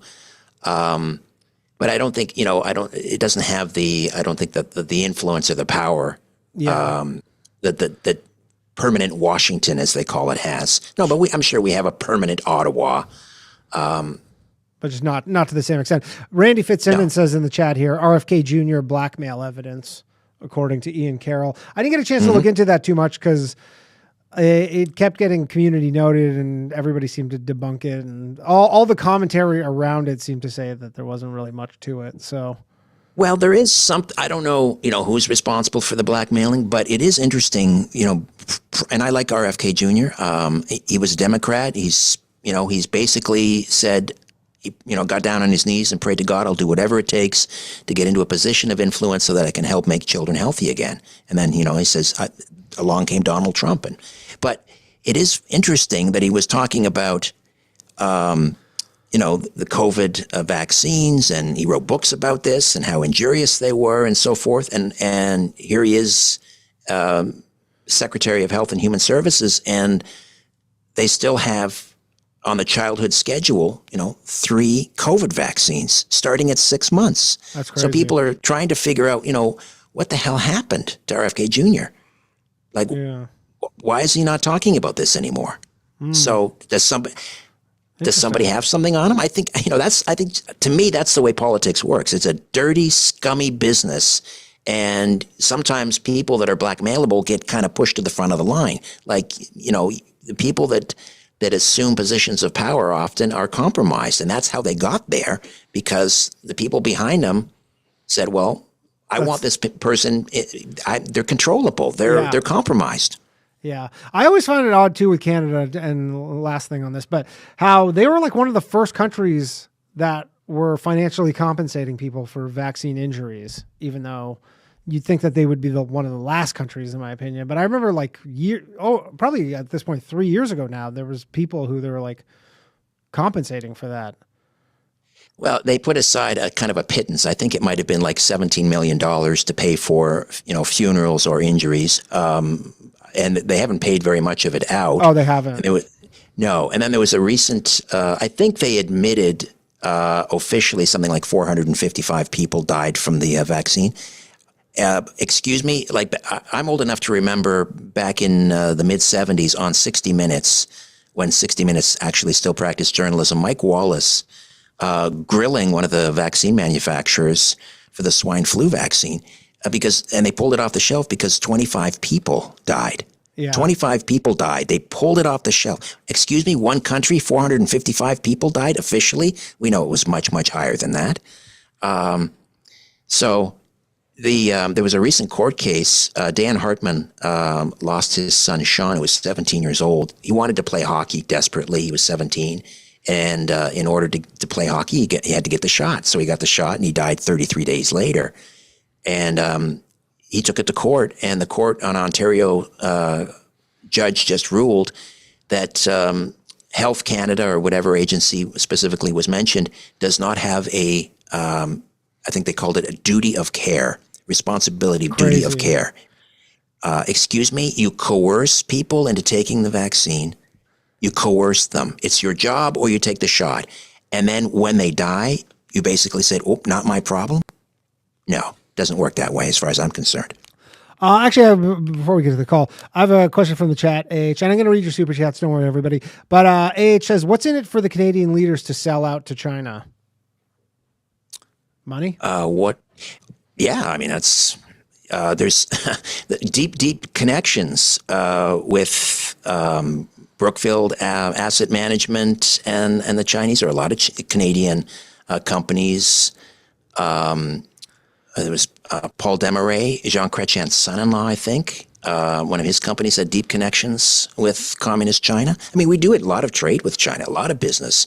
There's also a lot of money laundering going on in this country. We are a hub of drug and money laundering. Yeah, big time. That's you mentioned a conspiracy. That's a dirty secret. I understand what Donald Trump is saying. It's not a lot of fentanyl that's pouring across the border. I think they said they apprehended maybe, 40 kilograms. Excuse me, that's enough to kill like 9 million people. Yeah. I'm sure that's how much they apprehended. It's probably more. Oh, it's not just about the. Yeah. Sorry, go ahead. Well, I was just going to say, to a fentanyl user, which we have probably more than one that watches the show, but I am speaking of one specifically, Chris. But they always say that they're like, oh, that's enough. But they're like, yeah, it only killed, not to poo-poo this or anything, but they always go, that's enough to kill X amount of people. You go, but fentanyl users, they're like, they can take this shit all day. Like it doesn't kill them. But obviously it is a serious issue. But the fentanyl thing was just a pretext so he could slap on tariffs. Yeah. Well, yeah, but also it's not about necessarily fentanyl or illegal aliens crossing the border. I do think, though, it is about having Canada is severely compromised. He doesn't want a satellite communist China on his northern border, and I don't blame him. We are serious. We have a serious communist China problem in this country. Yeah, and people don't realize it. Do you think there's a chance of Alberta secession? I do, actually. My understanding is all it would take would be a referendum vote, a majority of Albertans. They wouldn't need approval from the other, 9 provinces and so forth. If they got 50 plus 1, that would give them permission basically to negotiate either a better deal within Confederation or an exit. Now, I'm not a constitutional expert, but that's my understanding based on what I've read. Alberta could go. And I think right now, sentiment is around 35 to 40%. 35 to 40%. Are we back? Sorry, I got a little YouTube notification. Okay. The stream didn't end, did it? No, it seems like we're good. Okay, sorry about that. Was it something I said? No, my YouTube page just crashed. But it doesn't seem like the stream ended, so I think we're good. Sorry, go ahead. Well, I'm just saying, I think separate sentiment to separate is around something like 35, 40%. There's a group in Alberta called the Prosperity Project, and they're sending a delegation down to Washington, D.C. I just had Jeffrey Rath. He's heading it up. He's a lawyer. The guy with the cowboy hat? Yeah, they're connected with some Obama administration officials, and they want to see if there's interest in Alberta becoming a 51st state or separating. And they certainly have the natural resources and so forth to do it. I think they would probably take Saskatchewan with them if they went. I mean, they'd have everything they need. I think Alberta, Saskatchewan. If they could somehow take a little bit of northern British Columbia so that they could have access to tidewater, so they're not landlocked. Yeah, they'd be in pretty good shape. I mean, I think that would just be the end of it for Canada at that point. If you just lost those two provinces, that would only be a matter of time for the rest of the country. All right, let's take a call here. We got, one moment, please. And the phone lines are open, 1-888-949-2969. 1 moment, please. Yeah, I don't know what that deal is with YouTube, but it seems like we're good. I'm getting some sort of notification, but for now it seems good. Hello, you're on Low Value Mail. Who am I speaking with? Hey, Danny, it's Shapes. Hi, Richard. Nice to meet you. Hey, nice to meet you. Thanks for calling. I don't really have a huge topic or like a throw in here, but I just have like a little update, a little conspiracy update. And I'm sorry, I missed the beginning of the show. I'm sorry if you guys covered it in the beginning, but I believe it was yesterday that Virginia Giuffre, I talked about this briefly at the beginning of the show. Did you cover it at the beginning of the show? She got hit by a school bus going 70 miles an hour. A school bus. That's right. When have you ever known a school bus to go 70 miles an hour? Well, to be fair, it sure is something. And I saw that post she did on her Instagram in the morning, and I read the Daily Mail article, and the people were just in the comment section just being brutal to this poor lady.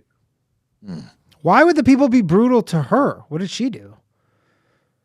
It was just like they were really coming on her for like saying, well, if you only got 4 days to live and you make this big Instagram post that's like a paragraph long, and then people started piling in on her, and she just can't catch a break. This woman, her whole life, she just can't catch a break. Yeah. I mean, the 4 days thing, I did find a little suspicious, to be honest. That is a very specific thing for a doctor to tell you have exactly 4 days to live.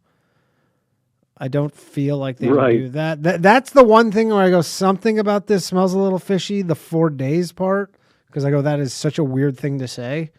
Like normally you just be like, I don't have long to live, but to say 4 days. But other than that, I mean, it is weird. But again, she signed, like, she had some settlement with Prince Andrew and the royal family, and I'm pretty sure signed away her right to, litigate this any further. So I don't know what really her angle is here, or why, from the conspiracy minded person, like why anybody would even try and kill her. Like she's kind of done what she's done.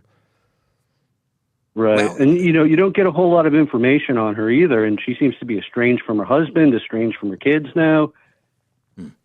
Yeah. Richard?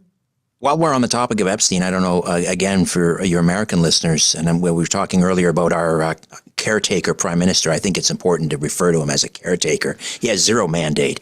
But his wife's family, his wife's sister, was friends with Ghislaine Maxwell. Yeah, there is a photo of the current prime minister of Canada with Ghislaine Maxwell. Right. And also, Carney was feted by Prince Andrew, I think in 2014, through a big gala party for Mark Carney. I'd love to have been a fly on the wall, find out what they were talking about. And Carney's sister-in-law, her name, and I believe, I could be wrong about this, but I believe his wife, Diana Fox Carney, their names are in Epstein's little black book. Oh, you know what? It's too bad. My guest last week on the podcast was Nick Bryant, who he released Epstein's black book. He was the guy who literally released it. So I could have, had I known this, I should ask them that. But I didn't know that Mark Carney was in Epstein's black book. So Mark Carney has been to Epstein's Island. I guess the black book was just people he might have met, because I know that guy from the All In podcast was in there. I don't think necessarily being in Epstein's black book was a smoking gun per se. No, that's true. That's true. And I just to clarify, I don't know that Mark Carney's name was there, but I believe his wife and definitely his sister-in-law, his wife's sister, old school chums with Ghislaine Maxwell. Interesting. Caller, okay, that was it. I'm sorry that you touched on it early in the show and I missed it. I'm going to punch out now. Thank you, Danny. No problem. Thanks, Thank man. you, Richard. Thank you. All right, let's take another call. Phone lines are open, 1-888-949-2969. We're going to Christian right now.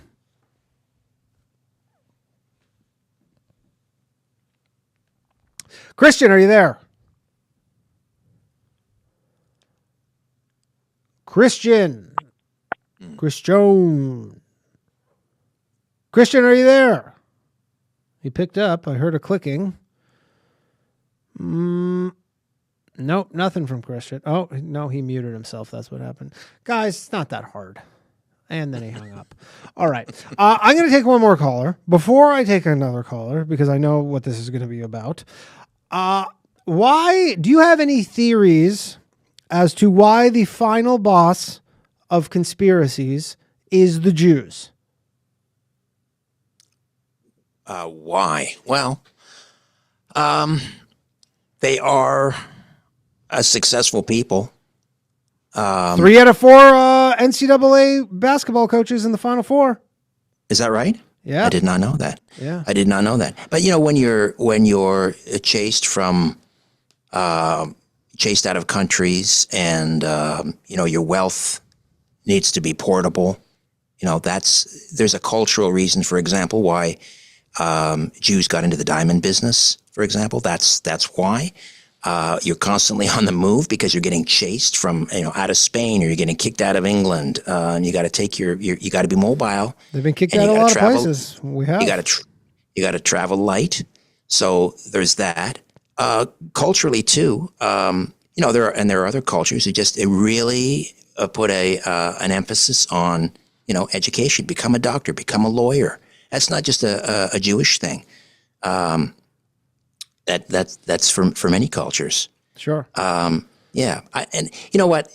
I just noticed as someone who hosts, because I'm Jewish and I host a conspiracy podcast, and it always just, it seems like in the hierarchy of conspiracies, it's the top of the pyramid a lot of times. It funnels up. Anyways, yeah. I'm just preparing you for this next caller. All right. Are we going to have one of those? All right. Most importantly, I just have to prepare people, because you actually work for a very Zoomer Media, very well-known Canadian Jew, very successful, started Much Music. Yeah, Moses Znaimer. Yeah, if you're a Canadian, Much Music. It's definitely not. Well, you see, if there was a Jewish conspiracy, Moses Znaimer would not have allowed me on the air. There you probably. go. There you go. So, yeah, that's a good point. All right. Let's take this call. One moment, please. Jared, are you there? I am here, sir. Thank you for having me. My pleasure. I'm doing fantastic. What's up, man? Another beautiful day. Excellent. Hello, Richard. Don't you live in like Arizona or something? When is it not a beautiful day Correct. there? It's that good time of year right now. In about a month or so, it's not going to be nice. Yeah, I was there actually this time last year, and it was awesome. It was I'm big. My top 2 states are actually Florida and Arizona. For a good portion of the year, it's amazing, but then we get like 4 months where it could be 115. Yeah, that sucks. So that's not ideal. That stinks. All right, you got a question for Richard? So I wanted to talk about James Angleton, because in the post that Danny had put forth, he's the Secret Service agent?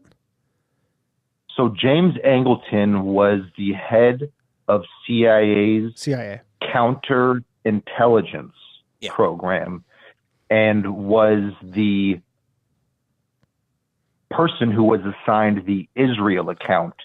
And he held that position from 1951 for about 20 years. He was close friends with the first Prime Minister of Israel, Ben-Gurion, as well as a few other interesting individuals, which we'll get to shortly, because some people believe that the reason that JFK was taken out was because he was against Israel looking to acquire and build a nuclear bomb, and there's been correspondence between Ben-Gurion and JFK that is classified to this day, where the conversation started to get a little bit spicy.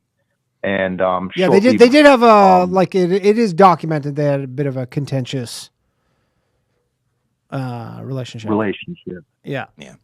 So from what we know about James Angleton, he was a mover and shaker in the Gladio program. Are you familiar with Gladio? Yeah. He was a rabid anti-communist, and the idea that after the Second World War, I guess it would have been the OSS at that time, if I have this correct, and you jump in if I'm getting it wrong, but they basically supplied arms or even organized what we probably call terrorist organizations or terrorist cells inside Europe. Yeah, terrorist cells, 100%. To go after left-leaning governments and politicians and so forth. And, probably pretty active all the way up into the Baader-Meinhof gang. I believe was that not part of rumored to be part of Gladio? That might have been a left-leaning terrorist organization. Maybe I have that wrong, but anyway, that's my understanding of what Gladio was. So anyway, your point about Angleton and his pro-Israel stance, I guess putting that. The idea was that he, based on his experiences in Gladio, it came to Ben-Gurion and other individuals' attention that he was adept at running and operating these type of clandestine operations under the radar, and that he had quite a bit of expertise in this, and he was one of the people that kind of helped set up the foundations of what became Mossad. And there's some details to that. So just to get in briefly into Angleton and Mossad, when Angleton became chief of counterintelligence in 1954, he had already been in Israel for 3 years, handling their account in Tel Aviv. The desk was created for him after Ben-Gurion visited the United States in May of 1951. The purpose allegedly was to raise $1 billion for Israeli bonds, but it was also to establish collaboration between the U.S. and Israel's blossoming intelligence agencies, because at the time Mossad had yet been to be created. It was in its infancy. It was under another name. So there's a gentleman by the name of Reuben Shiloh, the founder of Israel's first intelligence organization. He visited Washington in April 1951, and he was very impressed by what he saw. And he said, we got to do something similar. And then, so Angleton became a very respected person in Israel. And it was to the point where he's, if you know, he has like a little corner and a plaque in Israel that's dedicated to him. In where is that? Like at the Mossad, like at the Mossad headquarters? No, it's like in so the Jim Angleton corner is a small observation point overlooking the old city near Confederation House in Yemen Moshe. And the quarter was Your Hebrew is really good, Jared. So, yeah, I'm reading, but the idea is. Yeah, I actually have been wondering that. Have you been trying to learn Hebrew? Well, I've actually thought about it just so I can read the Talmud. That is the funniest thing I've ever heard of. Oh, I actually have a fun fact. Just a quick little non sequitur. 66% of Israeli Jews are allergic to olive trees. I heard that. I don't believe that. I don't believe that. I think it's a meme. I don't know. Well, yeah, I don't think that's true. No, well, there was a study done in 1994, 96. I looked it up. Like to the trees specifically, or to olives? To the olive pollen. I mean, every Jew's. I can speak for all Jews here. We're all allergic to all pollen. If you told me it's just pollen, I'm like, that seems low. Actually, it's specifically this particular olive tree. I just thought that was funny. Oh, okay. And it kind of leads to the fact. I mean, pollen is Jew kryptonite. I'm telling you, I can confirm that. There is something to that. You're onto them. But the idea was to talk about Angleton and his helping of Israel acquire uranium and what became their creation of their nuclear bomb through that Dimona Jared, that they had. when was the first time Israel recognized or admitted that they had a nuclear program? Because I know they denied it for a long time. I think it was 70 something. And so is the contention with the Israel, and here's the thing, I'm not a pro government guy regardless of what government, so I don't care about someone's like, oh, Israel was, because I know that some people are like, oh, I don't care that maybe Israel was involved. I mean, if we think the CIA was involved, then I mean, it's not crazy to be like other governments were potentially involved. But would Israel's involvement, are you essentially implying with killing JFK, assuming it, is the case, is just because he didn't want them to have nuclear weapons, so they're like, we're just going to get this inconvenient guy out of the way? It was a combination of things, because he had angered the military-industrial complex with his comments about the never-ending wars and his plans to dismantle the CIA into 1,000 pieces and blow them into the wind, or whatever that exact quote is. Mm-hmm. There was the idea of restoring the dollar to being backed by silver again, and he had discussed abolishing the Federal Reserve. So it was like a bit of a. I don't think he ever did. There's a little that Executive Order 263. I think it was. It was basically giving the Treasury permission to print silver certificates. It really had nothing to do with trying to undermine the Federal Reserve. And I've talked to a number of JFK assassination researchers like Jim DiEugenio, and they. I don't know, but they dismiss that, just as they do, the oil depletion allowance. He wanted to cancel. Basically, it was a tax cut for the oil companies. I mean, it was a turkey shoot in Dealey Plaza. I used to joke the only person who didn't have a gun that day was Lady Bird Johnson. There were a lot of people lined up.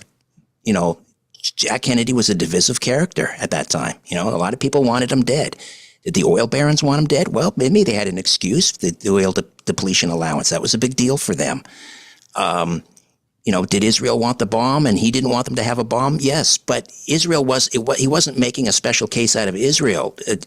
Kennedy's policy was he was for non-proliferation. He didn't want Egypt to have a bomb, because if Israel got the bomb, the concern was that Egypt then would go to the Soviet Union and say, can we have your help?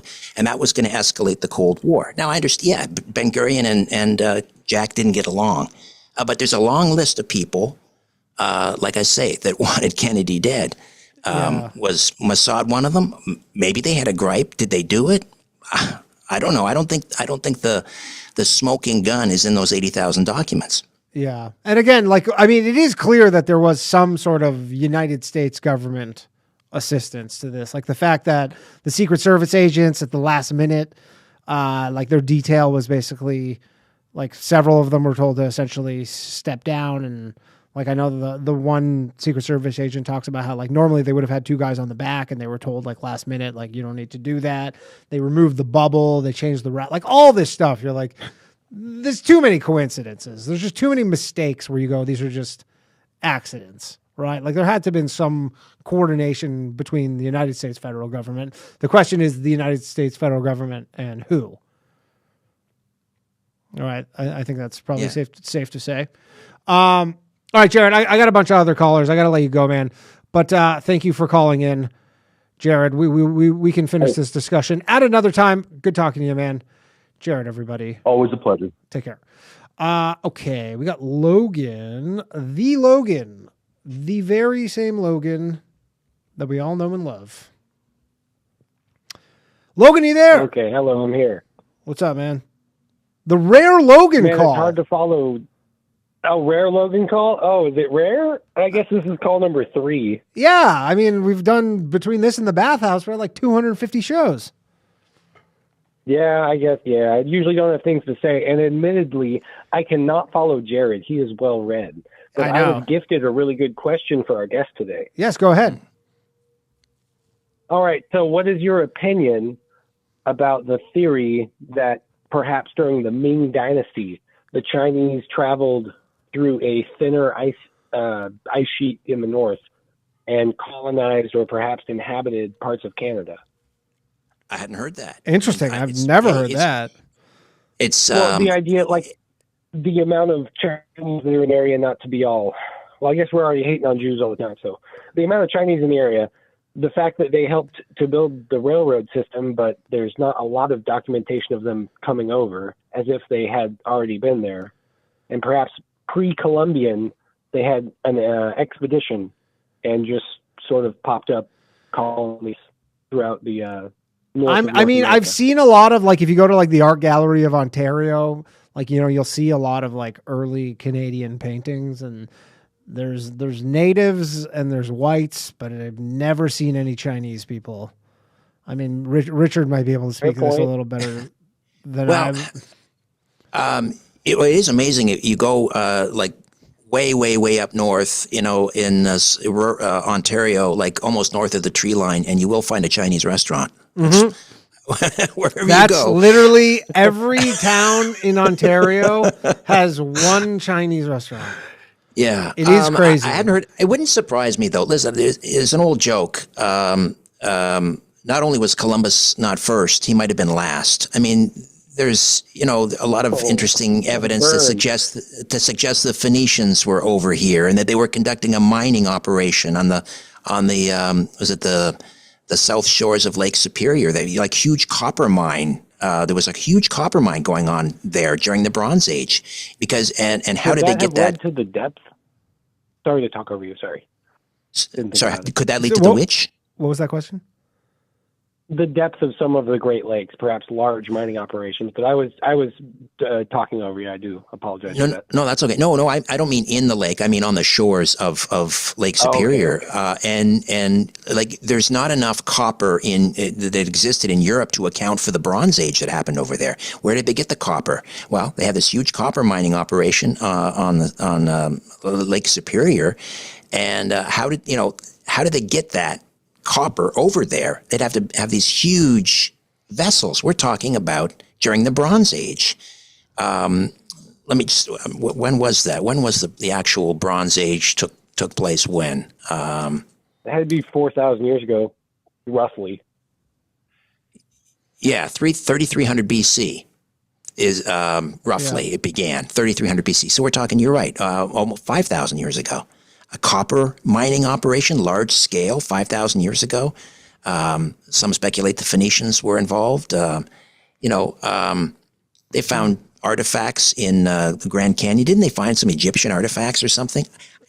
None of that would surprise me. So did the Ming Dynasty travel to explore the Arctic? Hey, your guess is as good as mine. Certainly. I mean, if you go very Northwest Territories, the Inuit people, they do look Asian-ish. Mm-hmm. I get what you're saying. way more tanned. I know some people say that that's environmental because it's so like it's light all the time and it's snowy. So you're like, that's more of like an adaptation, I believe is what the explanation is. But they do kind of look Asian. Well, there was a land bridge, right? At some point between Siberia and North America. So at some point, they crossed over. I know that's not politically correct. We're supposed to say that they were here, since the beginning. I don't think that's true. Sorry. Yeah, I'm a firm believer of a more advanced than we assume ancient civilization that was capable of large, at the very least, construction operations, if not even harnessing I'm getting a little weird now, but I feel like they had a way to harness the natural energy in the atmosphere, like just the molecules rubbing together, all that static. They had a way to catch it and use it somehow. Possibly. I mean, the scary thing is that if we think that, it's, I guess it goes back to the whole mud flood stuff. But if we think that, there was all this technology and you could have somewhat of an advanced society and it can just go away in 100 years or 200 years. It could just fully reset and just everything's gone. The sea people, man. They ruined everything. The damn sea people. And Egypt won and didn't even write down good documentation about it. Or maybe they did have good documentation. I mean, again, so I can't remember who said it on this show, but if we just lost all the power, and you're like, how long until every hard drive would just degrade and just kind of? Are you implying, Danny, turn that to they dust? have digital media? I don't know.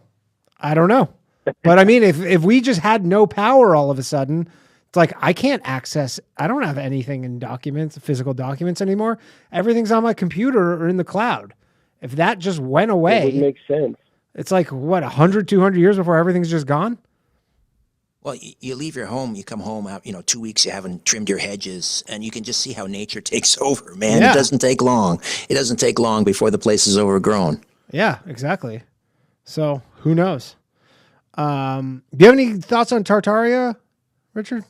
Have you ever looked into that? No, I mean, I think I've done one show on Tartaria. I don't know a lot about it. Sorry. Yeah. I mean, it's intriguing, this idea of a unified advanced empire. Yeah, we did an episode on it. We'll have Andreas. We have this guy, Andreas Exertus. He seems to know everything about it. But, I was wondering if he did. All right, Logan, I got to let you go, man. We got to get to some more calls here. Yeah, not a problem. Thank you for taking my call. Logan, everybody. The one from the chat. Goodbye, everyone. Later, man. That was Logan, everyone. Okay, let's take another call here. Oh, we got Christian back. I think he figured out whatever was going on. Let's see if we can get him. Christian, are you there? Can you hear me? Yes, we can. Howdy.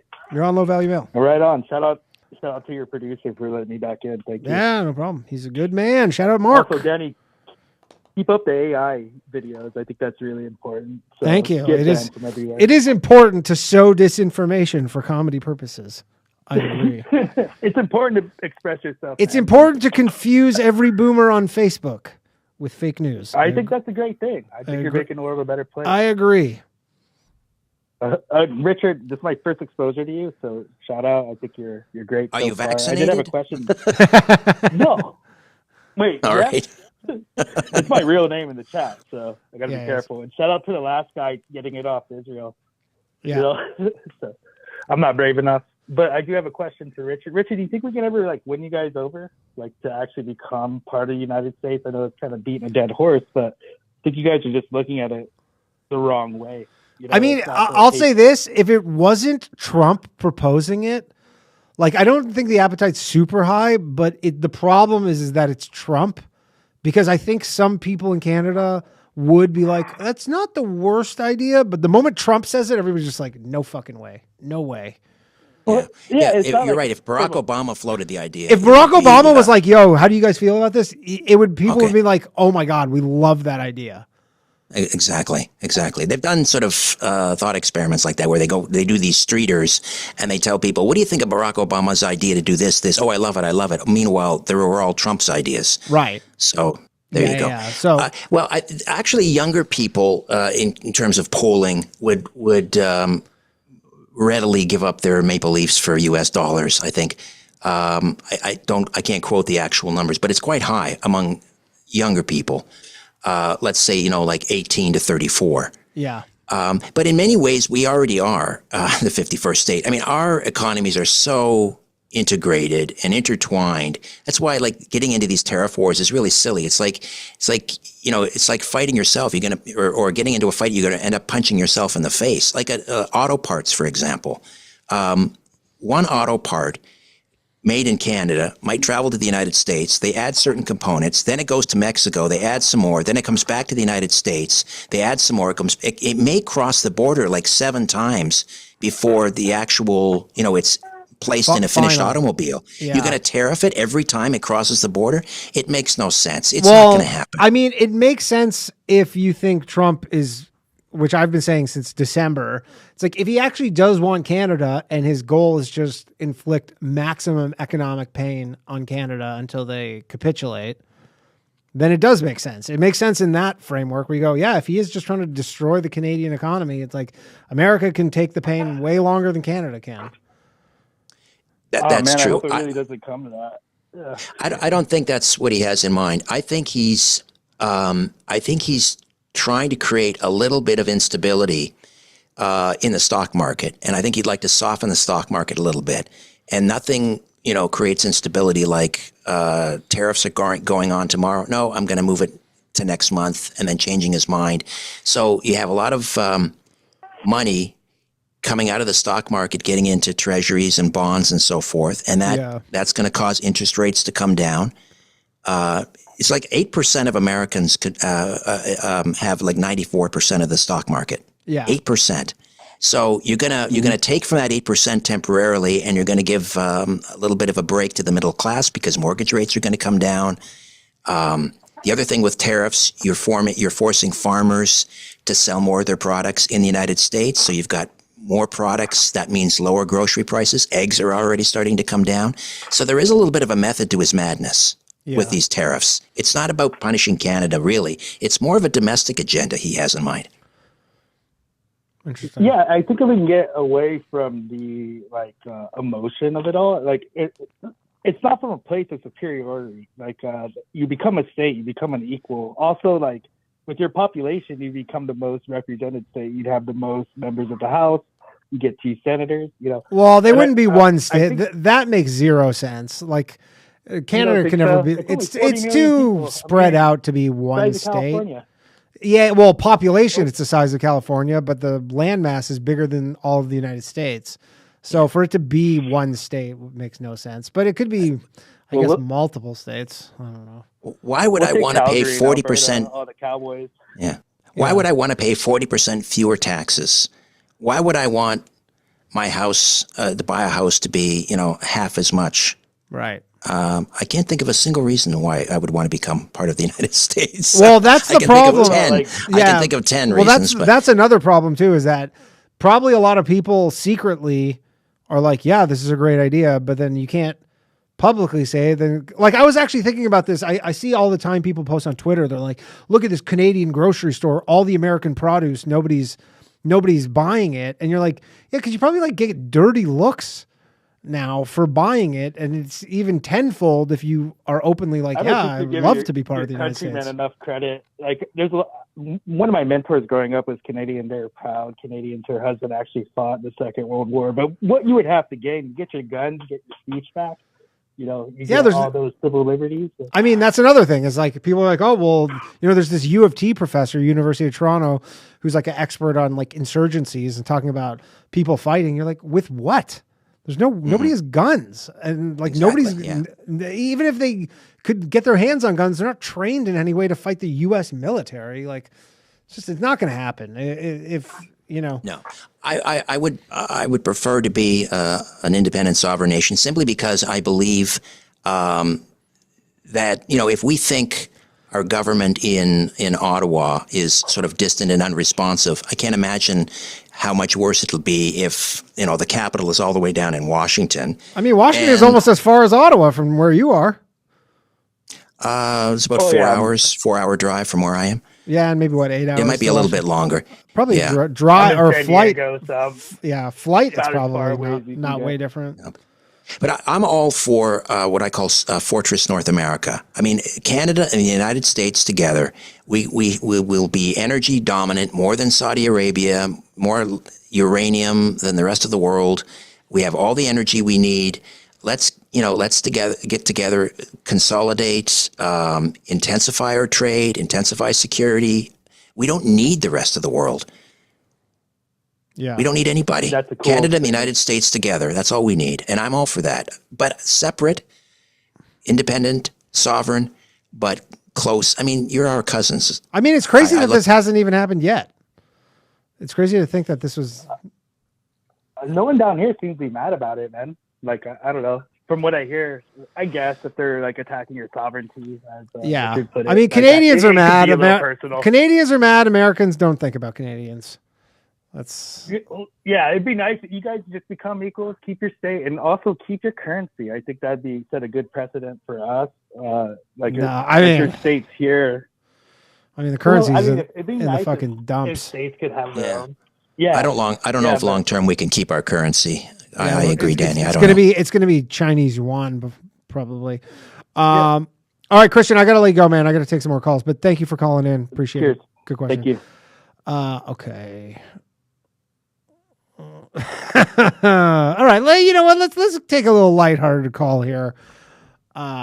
We have Dawn on the phone. This should be interesting.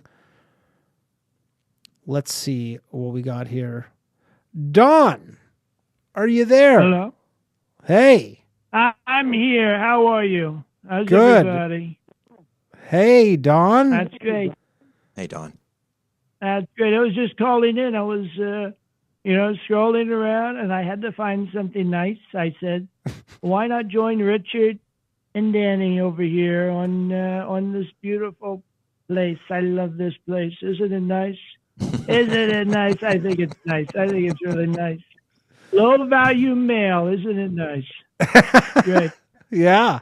What's up, Dawn? Nothing much, we're doing a lot. We've been very busy and getting things ready in Greenland, getting things ready in our 51st state. And I hear that you're talking about it. And I think it's very nice you're talking about it. Dawn, I got a question. 51st state. Yeah, what's your rather fast? How much do you charge for a birthday party? How much do I charge for a birthday? What do you mean by that? Just, to show up. To show up. Oh. I mean, we got a lot of things to do. I don't know if I would have to, I would have to make some calls. That's a lot of people. You got agents out the ass. It's so bad. All right, Don, I got to let you go. It would be pretty good, though.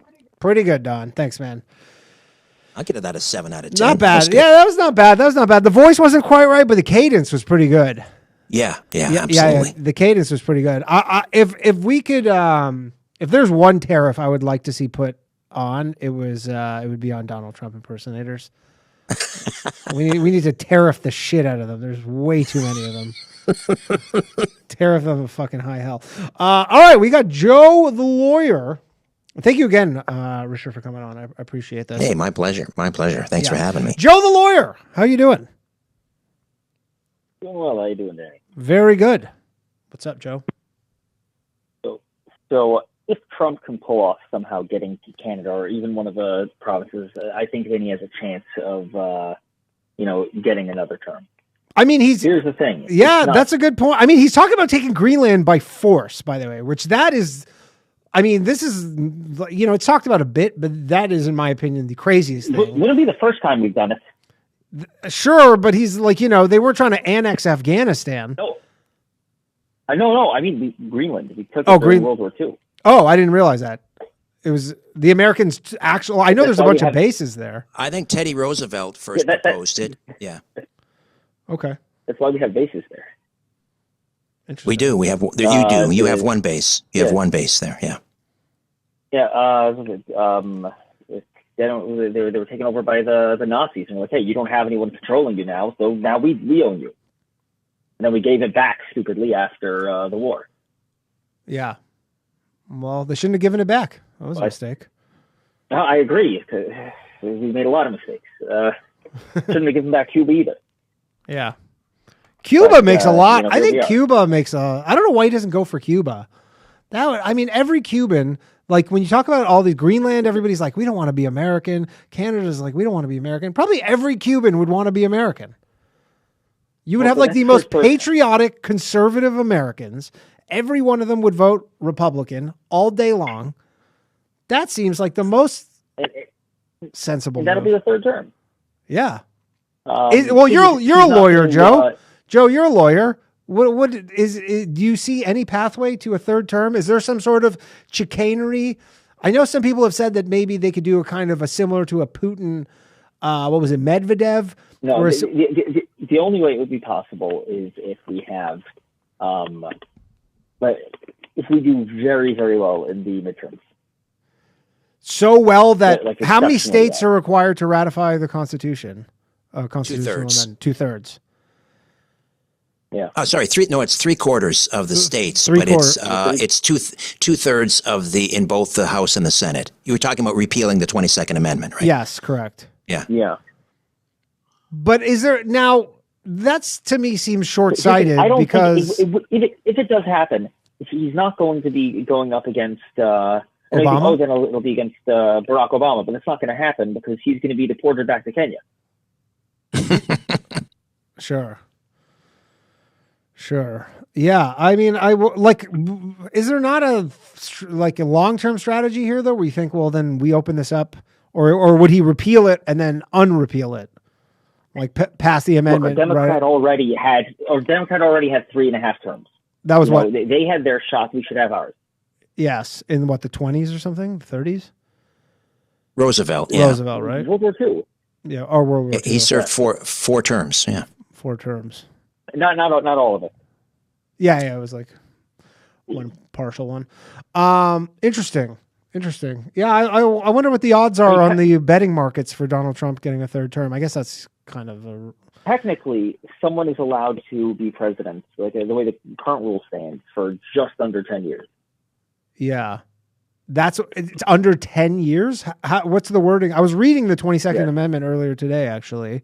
So if someone becomes president because the previous president died, over halfway through their term, then they can still run again twice. Right.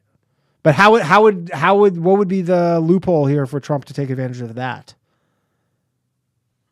I don't know, maybe there'd be some sort of a way how he can say that, to automatically be stepping down, No, I actually I searched that, and it says elected twice, because I actually asked Grok that exact question, and it said no, because the 22nd Amendment specifically says elected twice, so he could not step down like one day short of 2 years from this term and then get reelected. Right. Nor could you if you were. What I think he should do anyway is, I think that going for another term is a mistake. That's not what the real power is.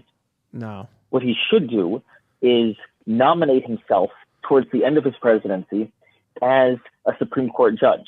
Ooh, that's a move right there. That's an interesting. Could he be vice president? Could he be vice president to J.D. Vance as president? If he can't be president, he can't be vice president. Gotcha. No. How about Speaker of the House? Because if he's Supreme Court, he has to be ratified, right? And that's right. Yeah. Well, he could be Speaker of the House, and then he's third in line in an unfortunate plane crash, and you're president again. And he avoids being elected 2 times, so he still gets to do it. So that could be a way around it. Interesting. Yeah, well, I would say that's probably not a great path for America if that happens. The worst part about it will be all the I told you so's from all the fucking crazy liberal people who are just like, see, told you he was going to be president for the rest of his life. I think he's just trying to screw with people, and hey, people are talking about that, they're not talking about other things. That's true. Like I said at the beginning, it's like he just says shit, the Gaza stuff, where he goes, we're just going to do Gaza, and then never hear about it again. Speaking of which, yes. So Israel actually, they were the first country that America had a free trade agreement with. Yeah. I was trying to get to So the bottom of it. there- It seems like they have no tariffs on each other whatsoever. There are a few like quote unquote tariffs on stuff that we don't actually trade. So it's like basically we have no tariffs. Yeah. So they have like totally pure free trade. Right, but I mean, the thing is, what Trump said he's doing is reciprocal tariffs that wouldn't apply here because with Israel because they don't have any tariffs on any American goods. So Gotcha. Yeah, exactly. There's no tariffs. Interesting. All right, Joe. Anything else? yeah, nothing else. Joe, are we going to do an Ask a Jew segment at some point where you're going to join me and people can call in and just pepper you with questions? I think that would be a great idea. Okay, let's arrange Yeah, it. I mean, I know I'm going to get like a ton of like anti-Semitic, but Sure, but you know what? You know what? You seem to generally have the best rebuttals to a lot of this stuff because you seem more in, you have a lot of the answers to all this stuff. So might be a good episode. I think people will like it. Well, I'll talk to you. We'll figure it out at some point. Okay, sounds good. All right, Joe the lawyer, everybody. Thanks, Joe. All right, let's take one more call, and then I'll let you go, and then we're going to do an extra 30 minutes of open lines. Let's take this one. And if we didn't get to you, hang on the line. We will get to you because we're going to be going extra time. This caller's name is Molten Salt. And Mark just said in the chat, is Molten Salt a Holocaust reference? I've never heard of Molten Salt. No idea, but he's not picking up, so... Hello? Oh, there he is. There's Molten Salt. Molten Salt, are you there? Yeah. What's up, man? Hello. It's nice to talk to you, Danny and Richard. Thank you for having me. Thank you for coming on. So, I don't know much about the news. I prefer to get my news from Low Value Mail. That's not good. From what I've heard today. Yep. Go ahead. I really don't like the idea of Trump going in a third time. It probably sets a bad precedent. Honestly, anonymously, between you and me, I voted for him twice. Yep. And this really, really hurts. Like, ooh. Wait, so did you vote for Biden the one time? No. No way. Oh, okay. Well, I did vote for him 3 times. Thank you 3 for times. correcting me. Gotcha. Yeah, go ahead. I think it would be totally detrimental to everything the people wanted and what this country was set up to be, which agreed happened a long time ago, but man, this is an extra level of crazy. I thought it was a bit to begin with. I thought the whole thing was a bit. Greenland, third term, I thought it was just a crazy bit. Yeah. But I mean, the Greenland thing is like not it's a bit. I mean, the thing is, everybody said Canada was a bit too, and I don't think that is not just a goof he's having. So, I don't think he's specifically called for a military invasion of Greenland. He absolutely has said that boots on the ground if necessary. He has absolutely said that, and J.D. Vance has said that as well, which is crazy because he's never actually specifically said he wants to annex Canada. He just said, economically, he would, economic pressure to take over Canada. But he has specifically said, like, he said, I think he said, I never take military force off the table. But I think that's in any other scenario, if any other country said that to another country, you'd be like, yeah, that's fighting words. Well, I suppose if you're talking about if it comes down to the United States taking control of Greenland or China or Russia, then you can take military action off the table. But has China or Russia had any specific designs on Greenland? Like, they have specific designs on the Arctic in general. On the Arctic, I understand that. And a huge chunk of Greenland, is in the Arctic. And this is the problem with Canada. I mean, to me, Canada is like, I don't know if you guys are fans of Yellowstone, but you got like a 1 million acre ranch and it's great. But if you can keep it, because everybody wants it. Yeah. And we're not in a position to defend it. And Donald Trump isn't going to sit idly by and watch China or Russia, take over the Arctic. It's just, that's sure. And I mean, I think anybody who's not Chinese or very limited access to the Arctic as it is. Yeah. And I think anybody who's not Chinese or Russian if you had to choose, you would be like, yeah, I'd rather America have it than China or Russia. I mean, that's a probably almost near consensus. Yeah, I would agree with that. So, I mean, we're living in a this a multipolar world right now, and we're seeing the rise of these civilizational states. The world is changing rapidly, and the idea of an independent Greenland trying to defend itself, or Denmark maybe helping out a little bit. But I mean, it would be a NATO thing, would it not? Like would an attack on Greenland not necessarily be an attack on all NATO countries? It might be, but in 10 years, who's to say what NATO is going to look like? Right. Europe is, they're claiming that they're going to rearm themselves, but they're also at the same time de-industrializing. So I don't know how that works. How you can re-militarize while you're de-industrializing right now. I mean, Europe's a basket case. I don't know what NATO is going to look like in 10 years. And where does that leave Greenland? No pun intended, but out in the cold. Are they going to defend themselves against Russia or China? No. I mean, it's 50,000 people. These are just the practicalities, and it sounds rough. It sounds rough and it sounds mean, but this is the new world we're heading into. Yeah. Thoughts, caller? I wonder what value Greenland offers besides placement in the world map, I mean, if you're playing a game of Risk, it's all you want is you just want that. Yeah, I mean, they have resources. I know they have some tremendous minerals. Yeah, they have lots of minerals and natural resources, and I mean, that's the thing is I've said this about Canada and same with Greenland. He hasn't actually made anybody an offer yet, right? Like, imagine with Canada if he offered $100,000 a person to become part of the United States. Like, that's $4 trillion to literally pay off every Canadian citizen. It's not really that much money in the grand scheme of things. Like, that's, like if they could do that easily, that's just buying Apple. Like they could do that. And just they could. And own Canada. And Greenland is only 50,000 people. You could give them, I don't know, $500,000 each. No problem. Be a drop in the bucket. It'd be a month's interest expense or less. Anyways, I gotta let you go, man. But thank you for calling in. Okay, thank you. Appreciate it. It was good talking to you. Bye. All right. Thank you very much, Richard, for joining me today. That has been a really, really fun time. Where can people find you?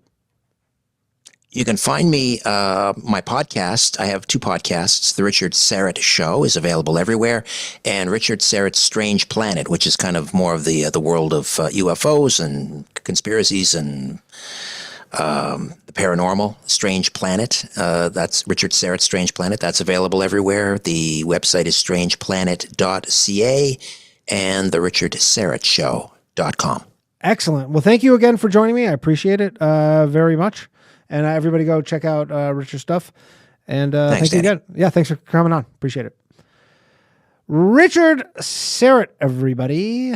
That has been Richard Serret. And we're going into low value mail. Overtime. I hope you guys enjoyed what we've done so far. We got an extra half an hour coming on here. We're going to take some calls. I'm going to read some super chats. I didn't have a good spot to read them in. Let me remove this little. There we go. Let me read your super chats. Randy Fitzsimmons. We're going to go through them all right now. We're going to bang them off. From the top. This is, I already read the rape ones. That's funny. You're not allowed to say rape on YouTube. I'm allowed to say rapeseed, which is a big crop in Canada. Rapeseed. Vincent says, Danny, don't forget to give my subs. Vince, actually, courtesy of Vince, we have 2 new members of the Patreon. Courtesy of Vince, 2 6-month memberships, because Vince won them in the little raffle, and I did give them away to free members of the Patreon. I gave them a little upgrade for them. Randy Fitzsimmons says, no war with Russia. Fair enough. Randy also says, right, Canada can be a territory like PR. Also, Trump would still have won 2024 if Canada were a state apportioned electoral votes. I honestly, everybody says that. They go like, Canada.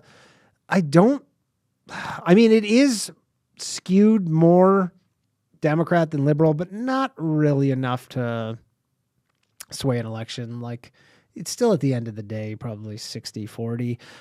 Randy also says, fact, Canada is not a real country. Wrong, Randy. Canada is a real country for now. Randy also says, it was over 60 years ago, folks. I don't care. Kay says, never mind that. So how about the Holocaust? I don't know what that's in reference to. Randy then again says, doubling down. 100% Canada is not a real country. Well, then if Canada is not a real country, where the hell is my passport from? Randy again says, Canada is not a real country. It is an experimental prison colony of the WEF for bugmen. We will liberate you, but then you work for us. I mean, as king of the bugmen, doesn't sound that bad. Nick Mullen says, whatever RFK did to that bear carcass, he doesn't want the pictures coming out. I mean, he's probably got a lot of pictures with carcasses. Schneider says, you guys are really coming through on the super chats. Good job. Shout out to all of you. Shout out to Randy. Randy's doing some heavy lifting. Logan Sorter says, I'm so late. Hit that super chat goal. I need extra shoe. I assume he means show. Bobo McHua says, go on Tower Gang, Danny. I had all the Tower Gang guys on the show. I'll go on Tower Gang. I think we were supposed to make it happen. I don't know whatever happened with that. Cosmic Cowboy says, high value guest, good ep Jew on brother Israel flag. Randy then says, no, the Norse were first. Columbus was second. I believe that's in regards to Canada. Randy then says, Phoenicians were a Semitic people and sacrificed babies to Moloch. My kind of people. Randy then also says, are you implying they had digital media? And if so, who controlled it? I mean, I don't know if the Jews were controlling media pre-mud flood, but it's probably a good guess. Yep says, what's a teal super chat? As he did a teal super chat. Randy then says, I think we could probably just forcibly occupy Canada, which isn't a real country. Anyways, there would be zero resistance. I don't like this anti-Canada behavior here, Randy. Obviously, America could easily occupy Canada should they want to. Dylan Farnham says, Clint Russell had a guy last week saying Ukraine is important, EU for equity in lending. This now explains why Trump wants Canada and Greenland so he can push the impending collapse down the road. Interesting. Logan Sorter says 20 out of 20. Benny the Jet says we did it. Randy says, guys, it wouldn't even be one state. It would be a territory. That does make the most sense for it to be a territory. More like a Puerto Rico situation. And then Canadians get to be Canadians. Like I said, who loves being Puerto Rican? Who loves being any nationality more than Puerto Ricans? You should see the Puerto Ricans walking around New York City. They literally wear Puerto Rican flag shirt, Puerto Rican flag pants, Puerto Rican flag hat while driving a car wrapped in a Puerto Rican flag. They love being Puerto Rican. Randy Fitzsimmons again says, what profession is Joe? He's a lawyer. Joe the lawyer. Vince says, Joe the lawyer and Jared together in studio, episode 150. Not going to be in studio because I imagine both of them would prefer to remain anonymous, but we'll do that episode with Joe the lawyer. Oh, hold on, let me. Oh, no, the phone lines are open. Phone lines are open for the after show, everybody. 1-888-949-2969. I'm going to get to the calls. And then Iron Man Metal Bill says rapeseed oil is canola, originally designed for machine lubricating, poisoned 96 out of 100 pigs in initial trial. Now they give it to us. I mean, it's big industry in Canada. The rapeseed industry is big industry, and China is tariffing the shit out of it. All right, let's go to a caller. Let's go to Slav. And call in, everybody. 1-888-949-2969. Slav, what's up, dude? Hey, what's going on? So I just realized something about the olive tree. Yes. And then being allergic. What does the olive branch symbolize? Peace. Do I have to say anything else? The Jews are allergic to peace. Interesting. I don't believe that study. I don't believe it specifically. If you told me that it was all pollen, I would be like, yeah, for sure. I mean, literally me and my Jew wife have just been sneezing nonstop for the last 3 days. What if we get all of the Jews for a medical study and we put them like somewhere that can contain all the pollen? Then are you on mushrooms, Slav? I've never heard Slav giggle like a little girl like this. He usually calls in being like, these organisms. I've never heard you giggle like that. These edibles. I had too many edibles.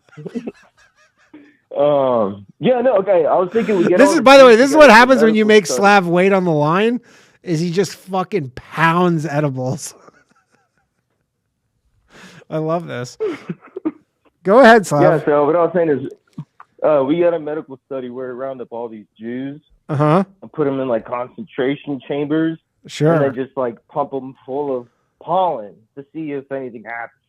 I mean, I think even I think even the strongest Gentile would succumb to that. Yeah, maybe. So what I was actually calling about was, so the tariffs, everyone is complaining about it from like the economic standpoint of view. Yeah. And the people who live in those countries, when they're getting affected by it, they can complain because they see prices being impacted. Yeah. What if Trump starts to tell nations, especially those that consider themselves allies of America, that their nations need to have a Bill of Rights, just like America? Like, to me, the U.S. Constitution is a much superior document for outlining a government compared to any place on earth. Agreed. And I think Trump should just go out in front of the world and be like, if you want to be an ally of America, you need to have the closest iteration of the Bill of Rights. Because remember, Vance went over to Germany, and he's like, you guys can't be arresting your own people for tweets. Sure. You know? For like memes. And I think there are people in these foreign countries, once they hear that, they'll be like, hey, we like those kind of freedoms too. Imagine if the indigenous people of England, the indigenous people of Germany, I mean, all the indigenous Europeans. The whites is what you're getting at. Yeah, the indigenous. Yeah. Idris Elba is not English or British and will never be. He's not indigenous. What's your opinion? Yeah, all of them would be totally on board of, hey, like Trump says, like, hey, if you guys have like similar Bill of Rights like we do, we'll ease up on tariffs because you guys are hurting your own people. I mean, Israel doesn't even have a Bill of Rights. How the fuck are they a greatest ally? Yeah. Yeah. I mean, does any country have a Bill of Rights besides the United States? Canada has something. Canada has like some sort of Charter of Freedoms. Yeah. Yeah, that's the closest thing. Yeah. Charter of Rights, sorry, Charter of Rights.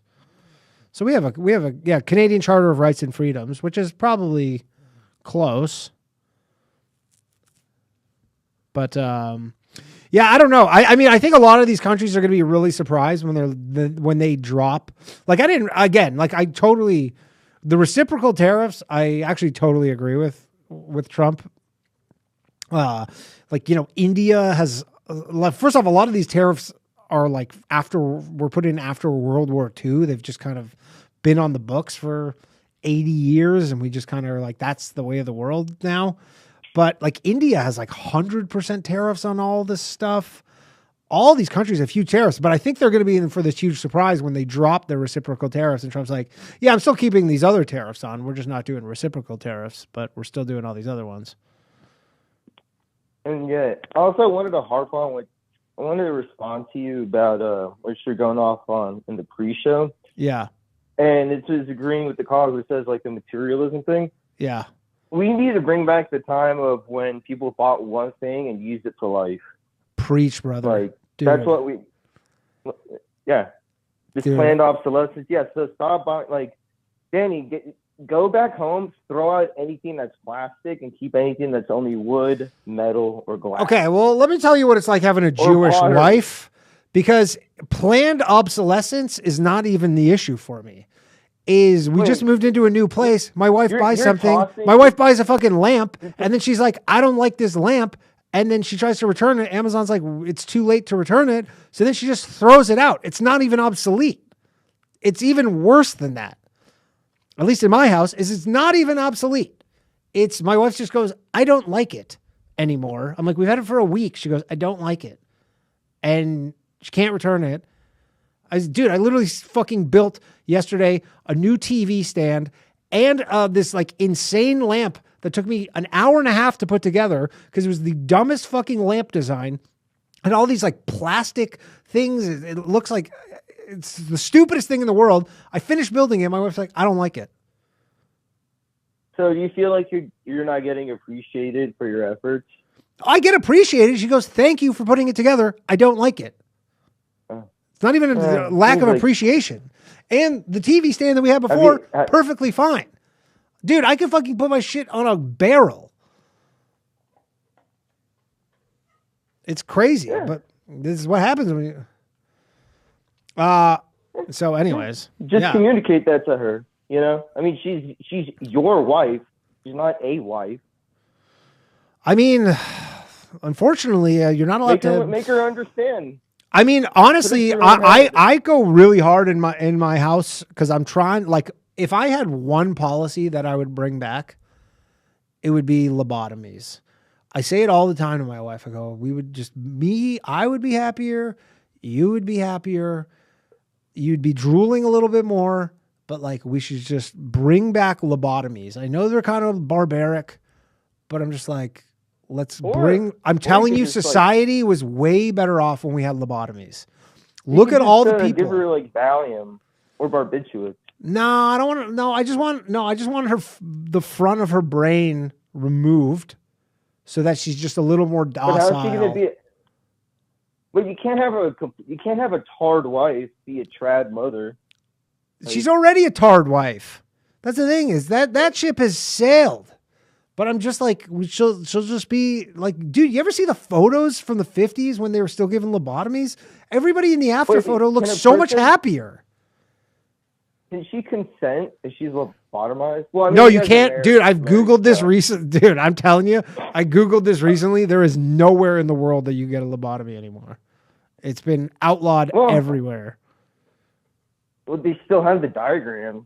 I know they have the diagrams. I mean, maybe somewhere in some like African country, they're doing like backdoor lobotomies or whatever, like backroom lobotomies, but you can't get them anywhere. Dude, I'll travel. I'll tell my wife we're going on a vacation, and then boom, lobotomy. Well, what is it? Can anyone accuse you of spousal rape, which I think is a myth, if she's lobotomized? No. That's the thing. Is like they don't become like fully like mentally impaired. They just become I've seen like Rose Kennedy. Yeah, they just become a little more docile and like malleable. They don't argue as much. Like if my wife had a lobotomy, she could be like, I want a new lamp. I go, this lamp's fine. She goes, yeah, you're right. This lamp is fine. That's all it is. What if you just kept making her give you kids? What's that? What if you just made her keep giving you kids? Well, I don't want that many kids. No. She'll get more jazzed up if we have kids. She'll be like, too many kids. And no, I'm telling you, like we can have lobotomy and kids. You're talking about these things like they're, separate. I'm like, we could do both. You don't want to get replaced, bro. I'm not going to get replaced. I'm not going to get replaced. There's a mud flood going right now. We're in the middle of a mud flood. It's not going to happen. It's not going to happen. Anyway, Slav, I got to let you go. How many milligrams was that edible, man? Oh, no, it's these drinks. It's like these sodas. Yeah. Yeah, the sodas get you. Dude, you give me shit all the time for drinking sodas. You're drinking fucking weed sodas? No, these are THC. Yeah, no, they got like 3 milligrams of sugar. Oh, that's not bad. But they got like 10 in each. Oh, okay. What'd you have? Like a 6-pack? Sounds like you had a 6-pack. I have like 4 of them. But I put like 2 on them. Well, enjoy the remainder of your night, Slav. Later, man. Slav, everybody. Iron Man Bill says, you know how annoying Jews are, and you marry one. Yeah, I know, Bill. I know. I literally had a policy. She was the first Jewish girl I ever dated. I literally had a policy where I'm like, I don't date Jews. They're so annoying. And then somehow God has just forgotten me, and I was duped.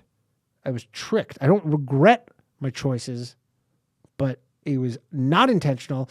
Dylan Farnham says, merch idea, low value mail jersey. Back says Trent 43. Not the worst idea. Not the worst idea. I want to make urban moving system shirts. If you guys know what urban moving systems is, I'm going to make them actually at some point. If you know, you know. If you don't know, you don't know. All right, let's take another call. Drew's mad. Apparently Drew's mad. Apparently I'm about to get G-checked by Drew for something I didn't do. Nothing I did. Drew, what's up, man?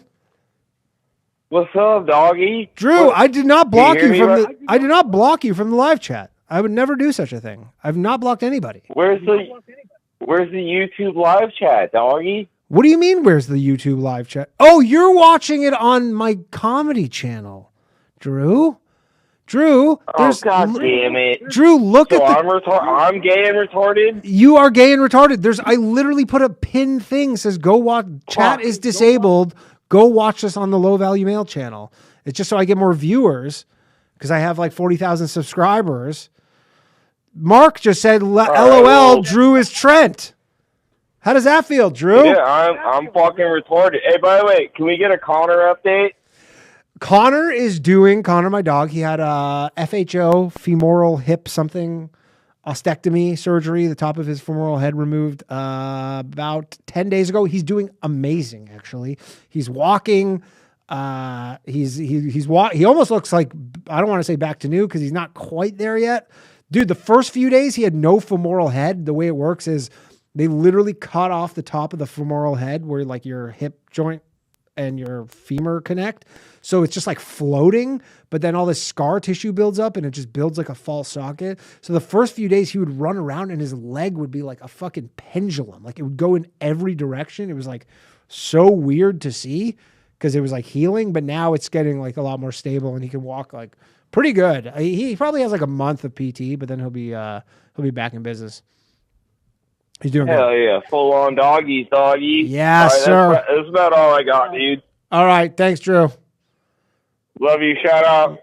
Shout out to the dogs. All right. Let's take another. Yeah, I was like, what the hell? I don't block anybody. If you're watching over on my comedy channel, come on over to the Low Value Mail channel and subscribe to the channel, please. I want to get to 10,000 subscribers on the channel. I'm like 1,000 or something away. Just fucking subscribe to the channel, please. Randy Fitzsimmons, say I'm a sofa king. We Todd Ed. That's fucked up, Randy. Randy, that's fucked up, man. That's just fucked up. Mark says most legendary low value mail call in my time here. Mark also says, have you ever commented on the Trent hysteria in the chat? I haven't commented on the Trent hysteria. I do enjoy the Trent hysteria, though. I'd love Trent to call back again because he was so wrong about literally everything. Trent's probably at a fucking Tesla dealership boycotting. That's what Trent's up to. Trent is literally outside a Tesla dealership. He goes every Saturday with his boyfriend, and they just go, fuck Elon Musk. I hate this guy. He's a fascist. Fucking not giving AIDS medication to people. That's all I got. Okay, we have Rob and Wild Bill. I'm going to give away a patreon.com 6-month membership to one of the super chatters. I forgot to mention that. Oh, excuse me. Okay, well, Rob is not picking up, so we're going to go to Wild Billy from Philly. Bill, are you there? Danielson. How's it going, buddy? How are things? Hey, dude. Not too bad. Weather's nice. Nice, dude. The weather's beautiful. Yeah, buddy. Hey, I was wondering, did you ever date a Catholic broad or just Jewish broads? You know what? I never really interrogated. I never dated anybody religious in any capacity. So I honestly don't know. Nobody like super Catholic, but I never dated anybody. Well, let me think. No, I think kind of just run of the mill. They were all just like kind of regular Christian, but they were like Christian to like the degree of they just did Christmas, you know, maybe some Easter stuff, nothing, but no Catholic that I can think of. Why?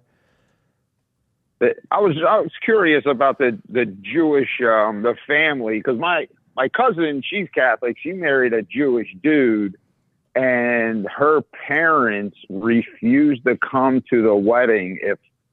His parents, the Jewish parents, refused to come to the wedding if there was going to be a priest there. Yeah, like, some Jews at the wedding. Yeah, some Jews are like that. Some Jews are like, I think that's like somewhat similar in a lot of faiths or whatever, where people are like, you hear about that with people, interracial marriages, where they're like, they marry outside of their race and, the parents don't come. But I have heard of that. I know they don't like that, but I'm trying to think if I've experienced that. I have been to weddings that were kind of like both. Normally, it is a weird thing. I've been to a lot of Jewish weddings recently where the rabbi is like some yuppie chick, which I think is like, I know, which is so weird because like there were no female rabbis when I was a kid at all. And now they like dominate fucking weddings because they're generally like super liberal. They don't really do any of the like, religious. They're not very religious, I guess. So it's like it's kind of an in-between thing. No way. Dude, it's so weird. I'm not even exaggerating. The last 5 Jewish weddings I've been to, and my wedding actually, because it was in Hawaii, and the only options we had were between this like Orthodox rabbi, this guy who was like super hardcore, who was going to make us do all this shit, or this chick. And then the week before the wedding, the chick's like, I had to move from Hawaii. So she's like, I can't do your wedding, which was fucking crazy. And then she just replaced him with this dude who's like an attorney who just like likes doing weddings. But he is like not, he's like ordained or whatever. But now they're kicking him out of Hawaii, huh? No, her deal was because of the fires in Lahaina. She's like, the price of like living in Hawaii got so expensive because she's not like rich or anything. She's like, she's a part-time rabbi, I guess. And it got so expensive that she had to move back to Seattle. Like she was literally like, she's like, I got priced out of Hawaii. She's like, I just have to move. She's like, I'm so sorry, but I can't do your wedding. But it was like a week before. It was fucking annoying. But the dude was cool. Hey, but one last question, real quick. What do you think most Jewish people are blue or red? Historically blue for sure. Historically, but historically they're definitely more liberal people, I would say. But I think that's changed a bit, especially like with the Israel stuff, like the October 7th shit. I think they were like, oh, because I laughed. Like, I probably shouldn't have brought me any joy, but it brought me so much joy when the October 7th shit happened. And then all these Jewish people were like, wait, I marched in your George Floyd thing. Why aren't you supporting me? And they're like, shut up, colonizer. And I'm like, you idiots. You stupid idiots. You thought they were going to support you, you dumb idiots. Like they literally, like, I mean, Amy Schumer was like that. Like Amy Schumer was like, what the hell? I like did all your bullshit. Why aren't you doing mine? They're like, we hate you. I wish more Hebrews were like you, just like regular dudes. Honestly, I think don't know. the world would be better. I agree. I mean, you got to be the change you want to see in the world. Ain't that right? That's it, man. God bless, Danny. I Later, love buddy. you, dude. I'll talk to you later. Later, everybody. Billy from Philly, everybody. All right. Okay, I gotta close the phone lines here. Oh man, I gotta be up at fucking 7 a.m. to get my dog's stitches out. That sucks. Although I'm sure some of you have to be up early too. The game's the game. Am I right? Where the fuck is this phone lines closed? All right, we're gonna give away a Patreon. Okay, we're gonna take one last call. Rob, I tried to pick up. He didn't pick up, so now he gets the boot. The boot. And last call of the night, Dave. And we're gonna give away a patreon.com membership to one of the lucky soon-to-be scroats. Sign up for the Patreon, guys. Patreon.com/low-value-mail. MAIL. Dave, are you there? Yeah. Hey. What is happening? Just want to say, huge fan. Second time caller. And Canada's not a real country. That is not US true. Territory 2025. That is not. Canada is a real country. Because if it's not, then where the hell am I from? Not buying it. Not buying you're from some kind of like international territory. Yeah. Organized by the WEF. You know what? I mean, I am the first person to say I see a lot of shit out of Canada where I go, Canada. I mean, I've tweeted it many times. I go, Canada is not a real country. Some of the shit that comes out of that place, I go, what are you guys doing? It was a nice place to grow up anyways. The Canada, Yeah, I'm no, telling I- you, I- the Canada of my childhood, and I know everybody's like, oh yeah, the childhood, but like, I'm telling you, like 90s Canada was sick. 90s Canada was great. Current Canada, not good. But Canada in the 90s was pretty solid. But I know everybody says that about wherever they're from wherever their childhood. 90s Chicago was great. And now Yeah, I think it's it just is the not. 90s were better. But then again, it's like everybody, you know, you talk to somebody who's 70 and they're like, yeah, the 60s were the shit. So that just might be a common thing among people where they just kind of, yeah, the 90s was good because you didn't have a lot of responsibility. Yep. Yeah. And, just want to say I have a cousin who grew up Irish Catholic in the suburbs of Houston, converted, and now she is a female rabbi. I'm telling you, man, these chicks are 10 out of taking 10. over the fucking rabbi game. It's crazy. Yeah, you can confirm 10 out of 10 crazy lib. Yeah, they're all like the craziest libs. They all have like short hair with like purple streaks in them. And they're all like fucking foo-foo, like new age shit. It's so weird. Dude, the synagogue I used to go to, men and women weren't even allowed to sit together. There was literally a fucking curtain that went down the middle of the aisle so that you couldn't even see the women. Some synagogues, there would be like a balcony and all the women had to go to the balcony. It was the shit. We got to get back to that stuff. That's what we need to get back to. Yep. All right, Dave, I got to let you go, though. Thanks, man, for calling in. Canada is totally a real country. Cool. Later. Yep, thanks. Not a real country. Dave, everybody. All right, that's been the show. Let's give away a patreon.com membership. If Vince wins, I'll give it away to somebody else because that, I assume, is his wishes. Otherwise, if you win, hit me up, DM me, Instagram, Twitter. You can email lowvaluemailquestions@gmail.com. And the winner is Dylan. Dylan Farnham, everybody. I don't know I think he's a patron. I can extend your membership. You can give it away, whatever you want. Just let me know. The will of the people is what shall be done. A couple more super chats. Brookings Brown says, Trent, 43, lets his wife abuse their Amazon account. Oh, that feels like me a little bit. Mike Wills says, do a show in Burlington or Hamilton again, you coward. Thoughts and prayers. I'll be back. I'm gonna come back to probably Levity in Hamilton. I feel like that's a better situation. And Logan says, new conspiracy. Trent went through a humiliation ritual to become infamous among low value male fans. It was rigged from the start. I wonder if he even knows. I wonder if he's come back and he's like, why do they keep talking about me? He's like, I'm not 43. What the hell is this? What the hell is this malarkey? All right, that's been the show. Join me tomorrow night for an all-new episode of The Bathhouse Live, 9 p.m. from the Stand Comedy Club and Green Room. We got a little comedian softball league firing up, and we're going to have some of the players, some of the softball guests on the show. It's going to be a softball extravaganza. All right, that's been the show. Thank you very much, everybody. You are all the best. Love you all. See you soon. Play me out, Chad. Good night. Really a poet, you know it, all my shit heroic. Empathic abilities, yeah, my face be also stoic. Bleep blow up, nigga, that just means I'm working. They see me as a leader, so that's why I'm Captain Kirkin. These tracks from the stars, that much is for certain. You can feel this hit if you up or if you hurt. I'm raising my stock, not talking my feet in some Birkin. Number Johnny 5, got a fucking short circuit. Bring the track to life when I spit phenomenal.